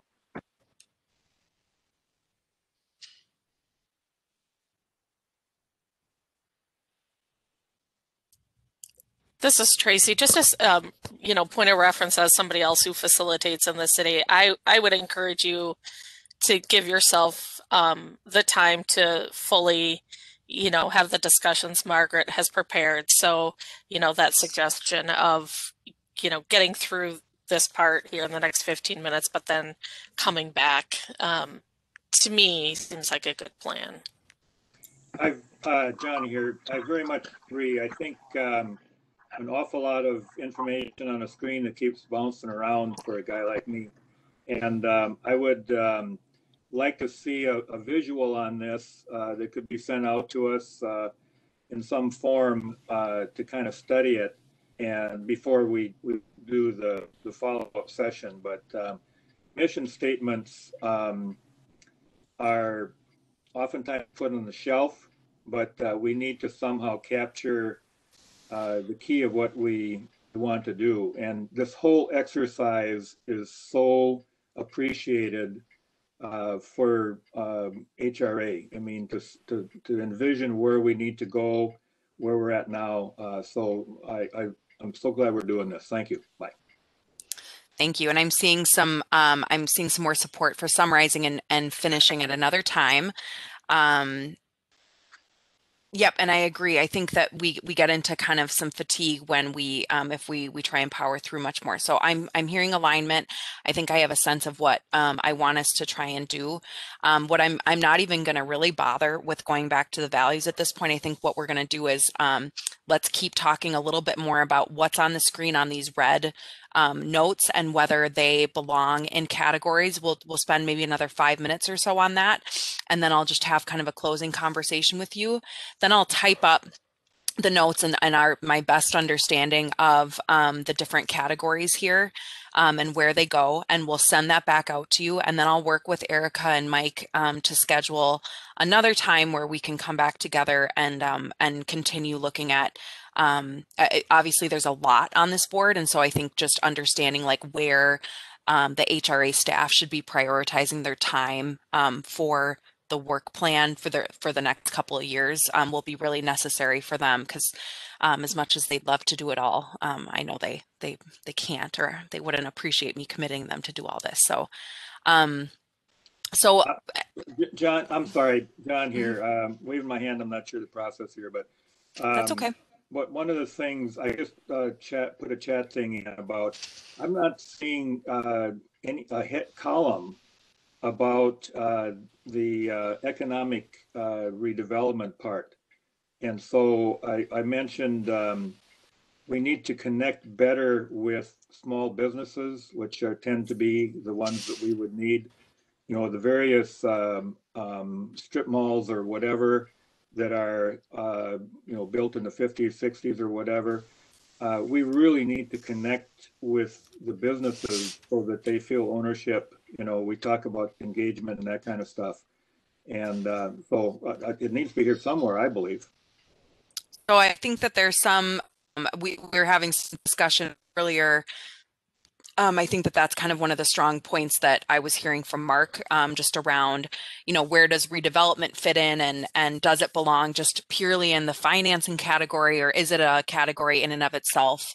Sorry, and I'm also trying to read chats at the same time. And next time I'm going to for sure make sure I've got an additional partner here to help with all the scribing and chatting. But Mark was noting that the economic, that need for an economic or a focus on redevelopment. And John, what I heard from you is that, you know, you were noting specifically reaching out and building partnerships there, but, you know, might I suggest that there's a category that's specifically speaking to the redevelopment piece, maybe also pulling in some of the financing tools listed in the category. Thank you. So one thing I'm noticing is word partners or partnerships. And this is just from my experience. I want to make sure that when we say partnerships, that we're defining what that looks like, not necessarily just getting input from people, but also, which is why I think stakeholders, but also those that help carry out pieces of the work. And so I think there's a difference there. There's an input, which to me is engagement as a partnership, but then there's those that we need to help carry out the work. So that's the state and federal. That is our public-private. That is our developers. That is our delegation, the Bloomington legislative delegation, like those people that we need to carry out the work.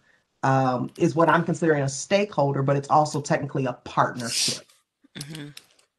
So when you said stakeholders, that's, I'm going to I'd put a little definition underneath there as the placeholder. But that partnerships are, you know, people that we engage, that we want to be part of the conversation, but also those that we need to help carry out the work, such as developers, legislative delegation, and you're calling those people stakeholders. Yes, and funding. I just want to be clear that we also need funding in those partnerships. We need money to do certain things that we identify are our common goals.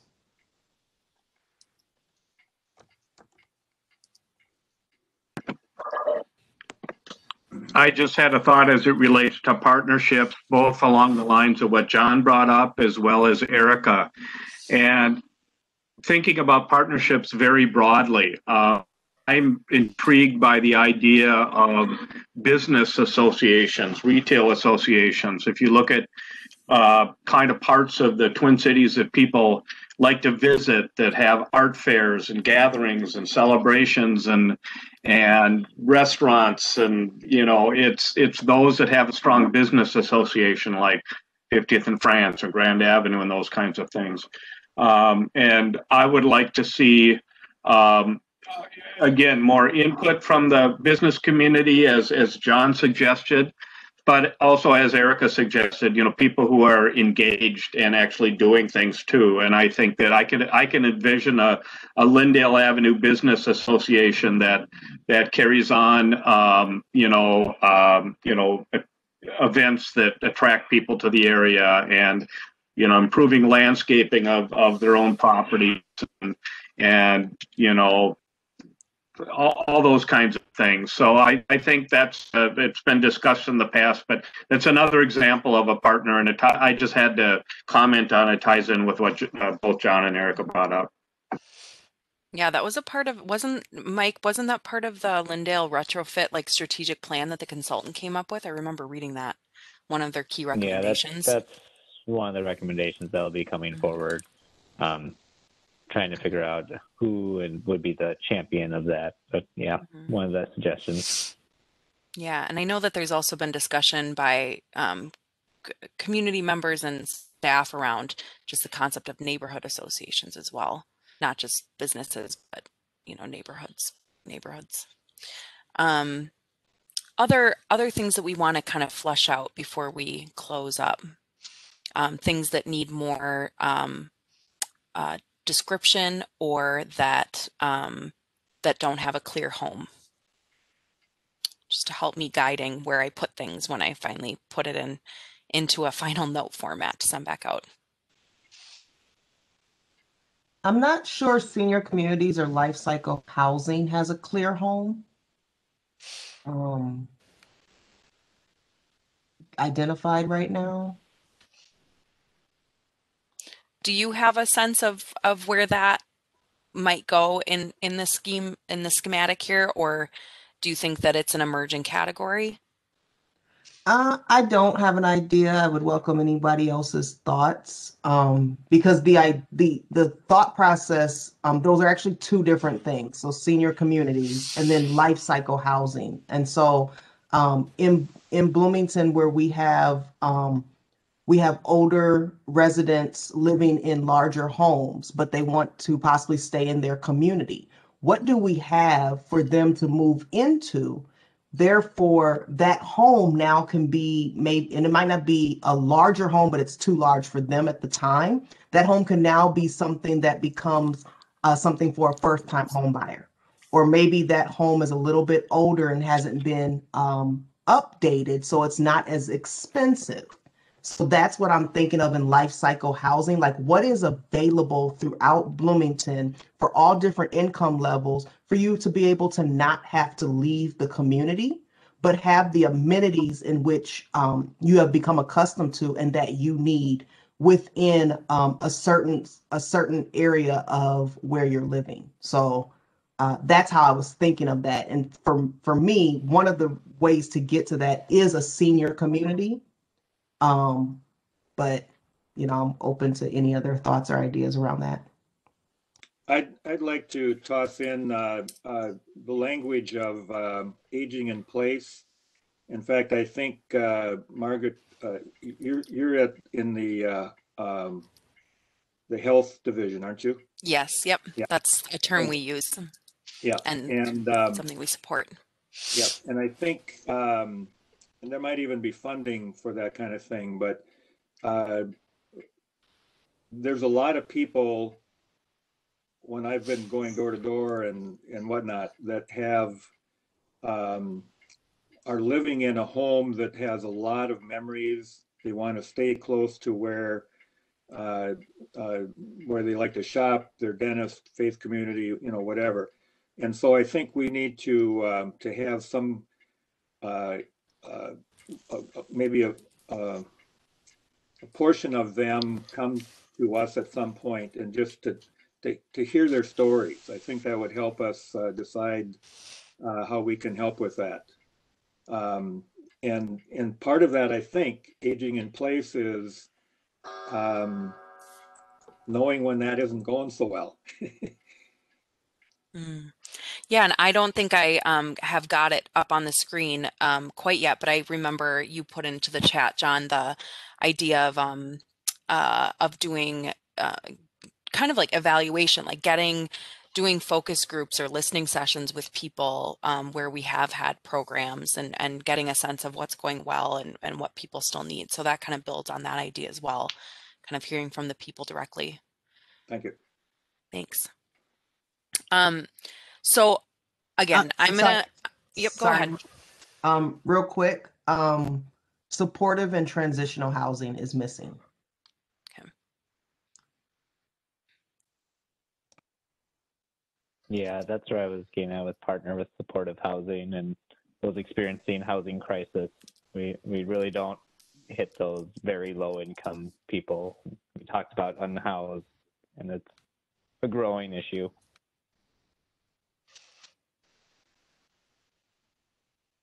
Okay. So let's just have a focused conversation to kind of close out the evening. I know that we haven't, this work isn't complete and we'll work with staff. I saw a chat, referring to kind of a timely reconvening so that this conversation doesn't get left off. I know that Erica's committed to that and in fact needs this conversation to happen quickly so that her and her staff can develop work plans. So we'll work together to schedule a future session. But just seeing the scope of work that the HRA is involved in is really inspiring. And I know I've learned a lot tonight. Let's hear from you all in any order. Just anybody who wants to speak can just note anything new that you discovered as we went through this process tonight. It can be anything.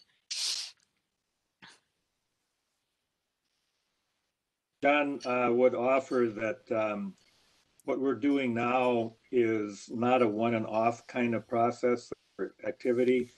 And so I would like to build in somehow to the HRA that there is some kind of a review of what comes out of this tonight and follow-up meeting to tweak it or to remind us or whatever. It's a very ambitious list.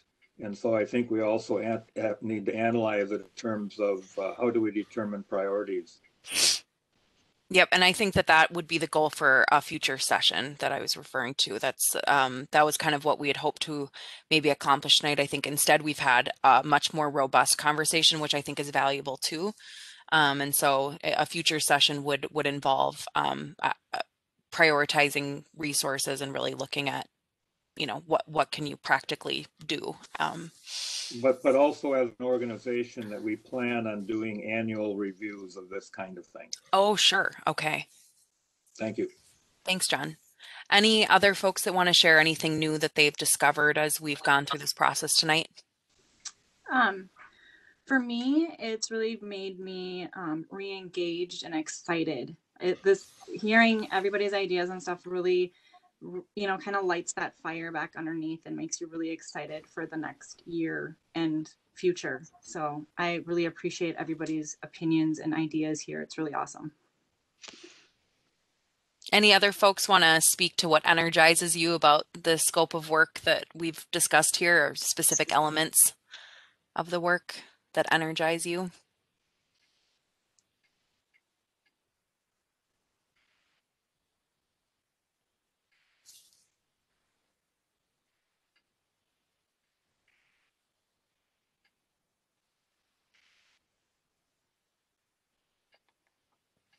Anything give you pause?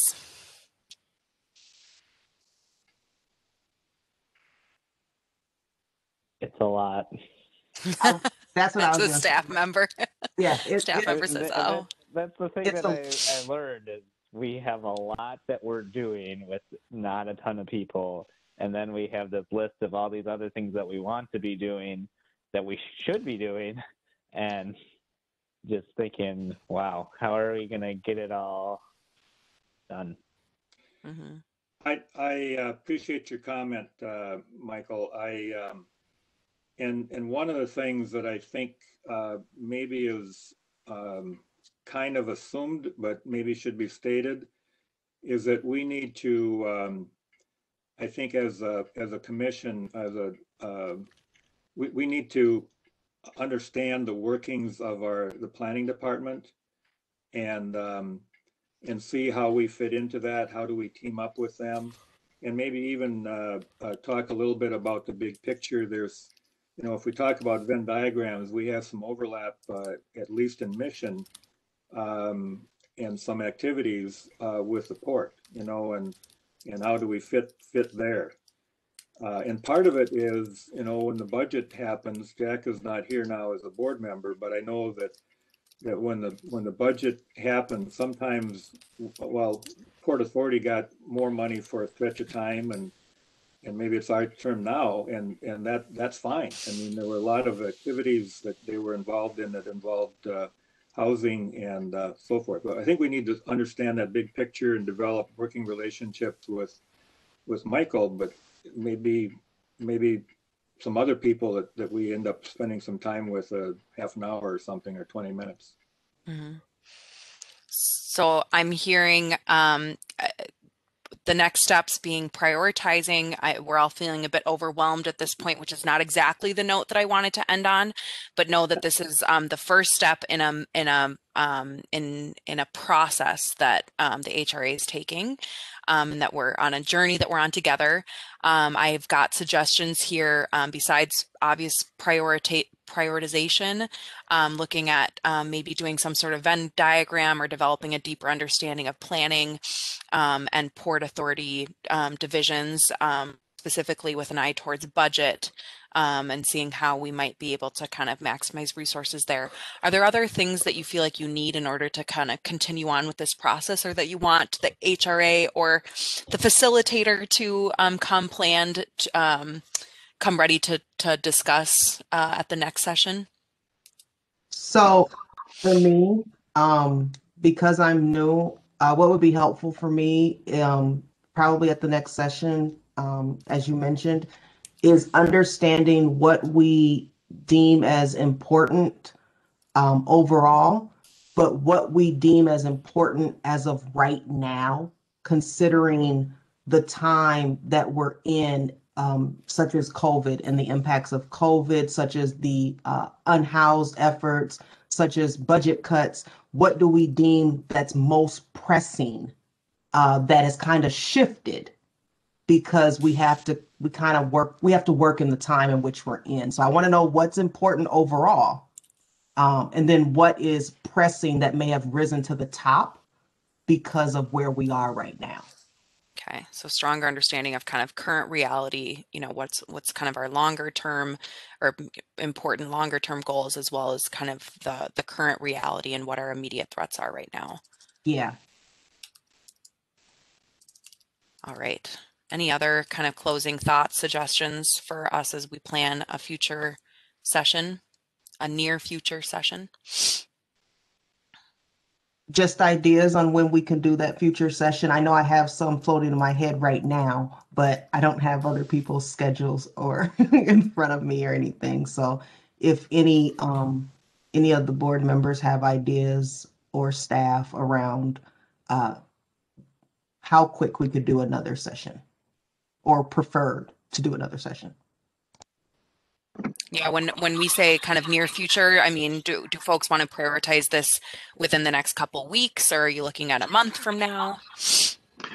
I would, I think this has been incredibly valuable, and I think it's important to keep momentum going.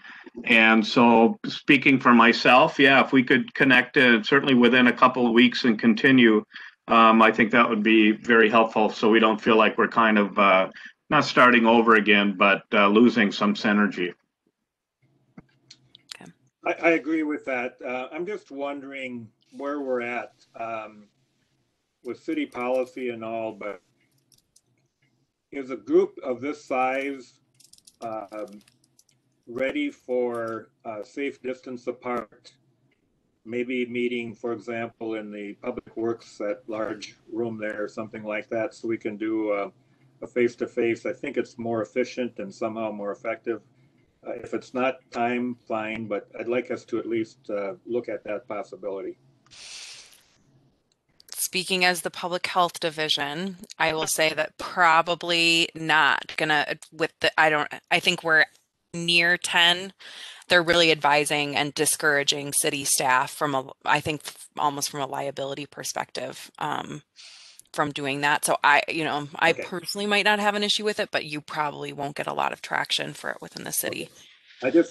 I just don't want to stay in a rut if we can jump out. I know. I understand. We all want to be out of it. Yep. Vaccination is coming, I can also say, as a public health. All right.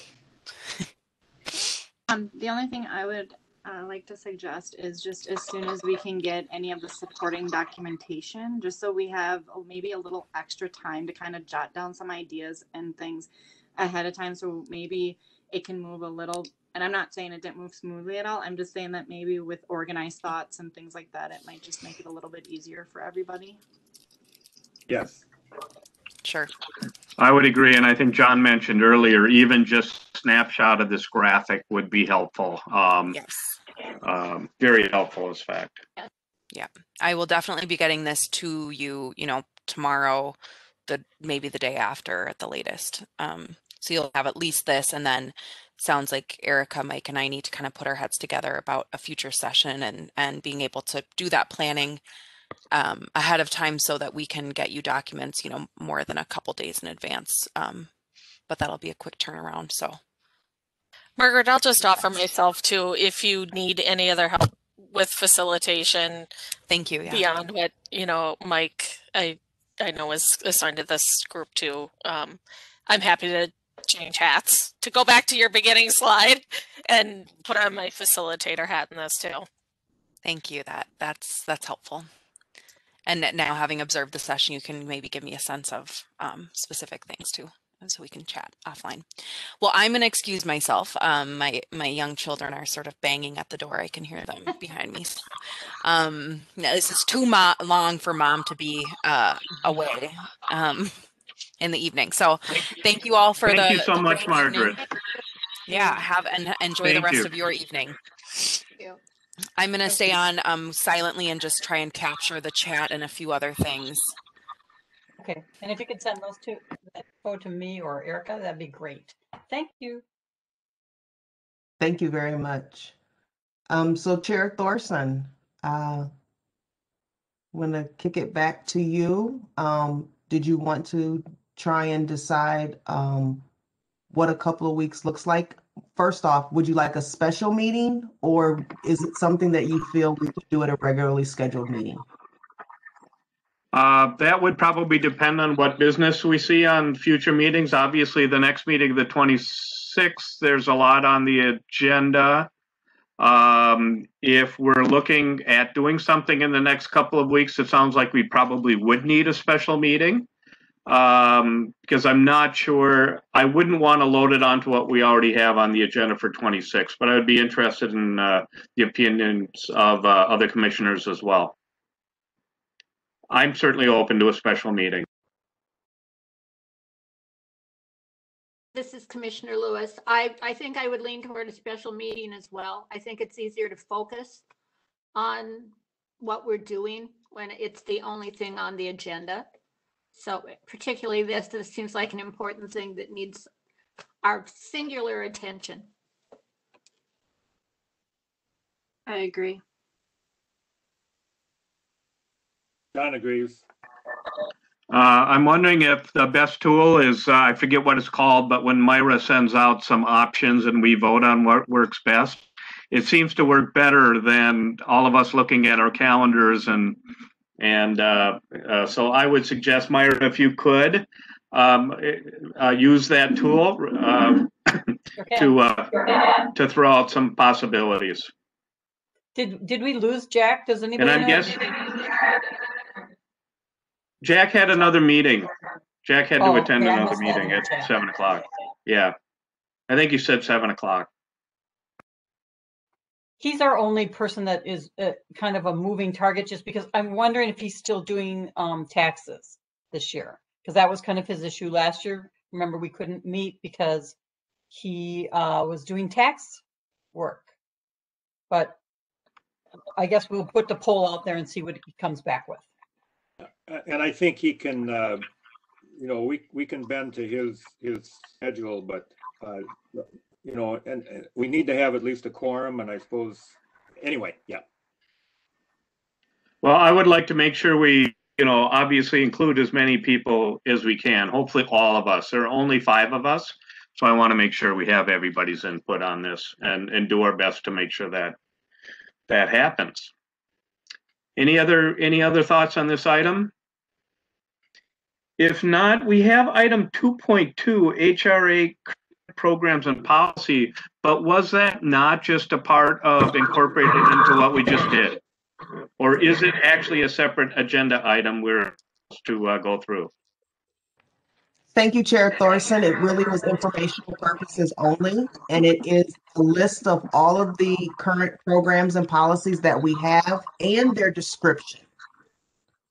So it's just really informational only, and it's nothing that we need to do or look at because we had those. But I think it's helpful. It was helpful for me to understand the name of the program or policy, but also what does it apply to.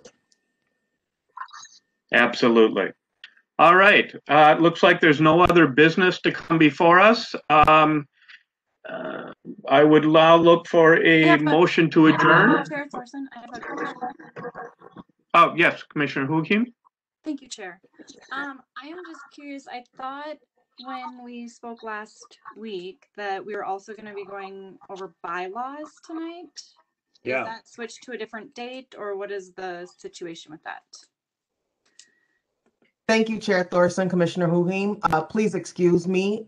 Yes, I had spoken with Margaret as a facilitator, and she had let me know that that was a very robust thing to try and do in trying to have the strategic planning session and get through those ideas and the agenda with her, as well as the bylaws. And so, yes, I had spoken with our general counsel. We do get one free, or we don't get charged by the general counsel meeting annually. And so the general counsel can be available next week at our regularly scheduled meeting, which is doesn't have a very heavy agenda, where we can just focus on the bylaws. But we can also, you know, see how that goes. If you guys feel that we need to wait until the strategic planning is done to address the bylaws, then I can go back and reschedule that. But as of right now, it's slated for next week, which is our regularly scheduled meeting. Okay.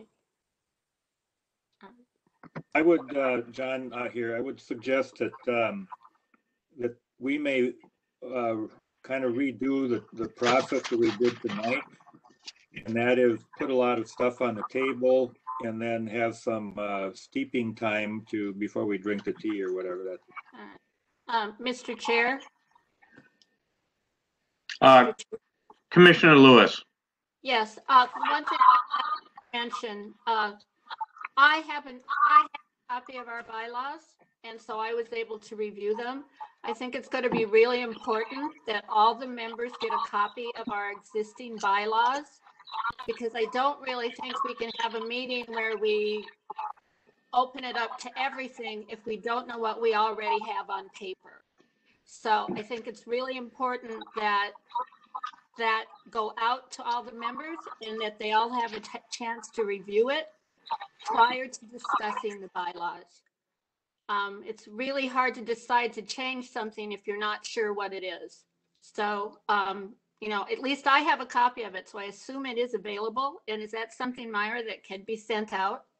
I did send them out with a packet. I think it was a month ago, but I can resend them out. Okay, because I have mine, so I don't know. So they're in Granicus in one of the former meetings. Okay. I don't recall, but I can easily just send them all out to your Bloomington email. Yeah, Thank- I just think it would be good because then everyone will have it in hand. I mean, I actually printed mine off and, you know, it's kind of nice to have it in front of you when we're discussing it. Thank you, Chair Thorson and Commissioner Lewis. We will make sure that it's included in the agenda packet for next week's meeting as well, so that you have that to review. Chair Thorson had mentioned that to me earlier, so we were going to make sure that that was taken care of. So thank you for bringing that up. And if it's in the packet and I am pulling that down from the city website now, then I can do that on my personal laptop and print it off. But some of those things, at least I like to have a hard copy. I'm fine with printing my own, but it has to be given to us in a way that can where that can happen. So if it goes directly into Granicus or something like that, it'd be a problem. But in this case, I could send that as an attachment on an email. Would you prefer a PDF or a Word document? Well, I'm just talking about normal procedure. I have, as long as I can get it from the city website into my own computer, then I can print it. But I can't print directly from my iPad into either of my printers. Just an FYI. Thank you. And with that, if you're still looking for a motion to adjourn, if everybody's ready and a second would indicate that, I will move that we adjourn this special meeting. Is there a second? Commissioner Lewis. Motion by Olson, second by Lewis. I will now do the roll call vote. Lewis. Aye. Hugheen. Aye. Olson. Aye. And Thorson is an aye. Motion passes. Meeting is adjourned. Thank you so much, everyone. Great meeting. Have a good evening, everybody. Thank you. Bye-bye. My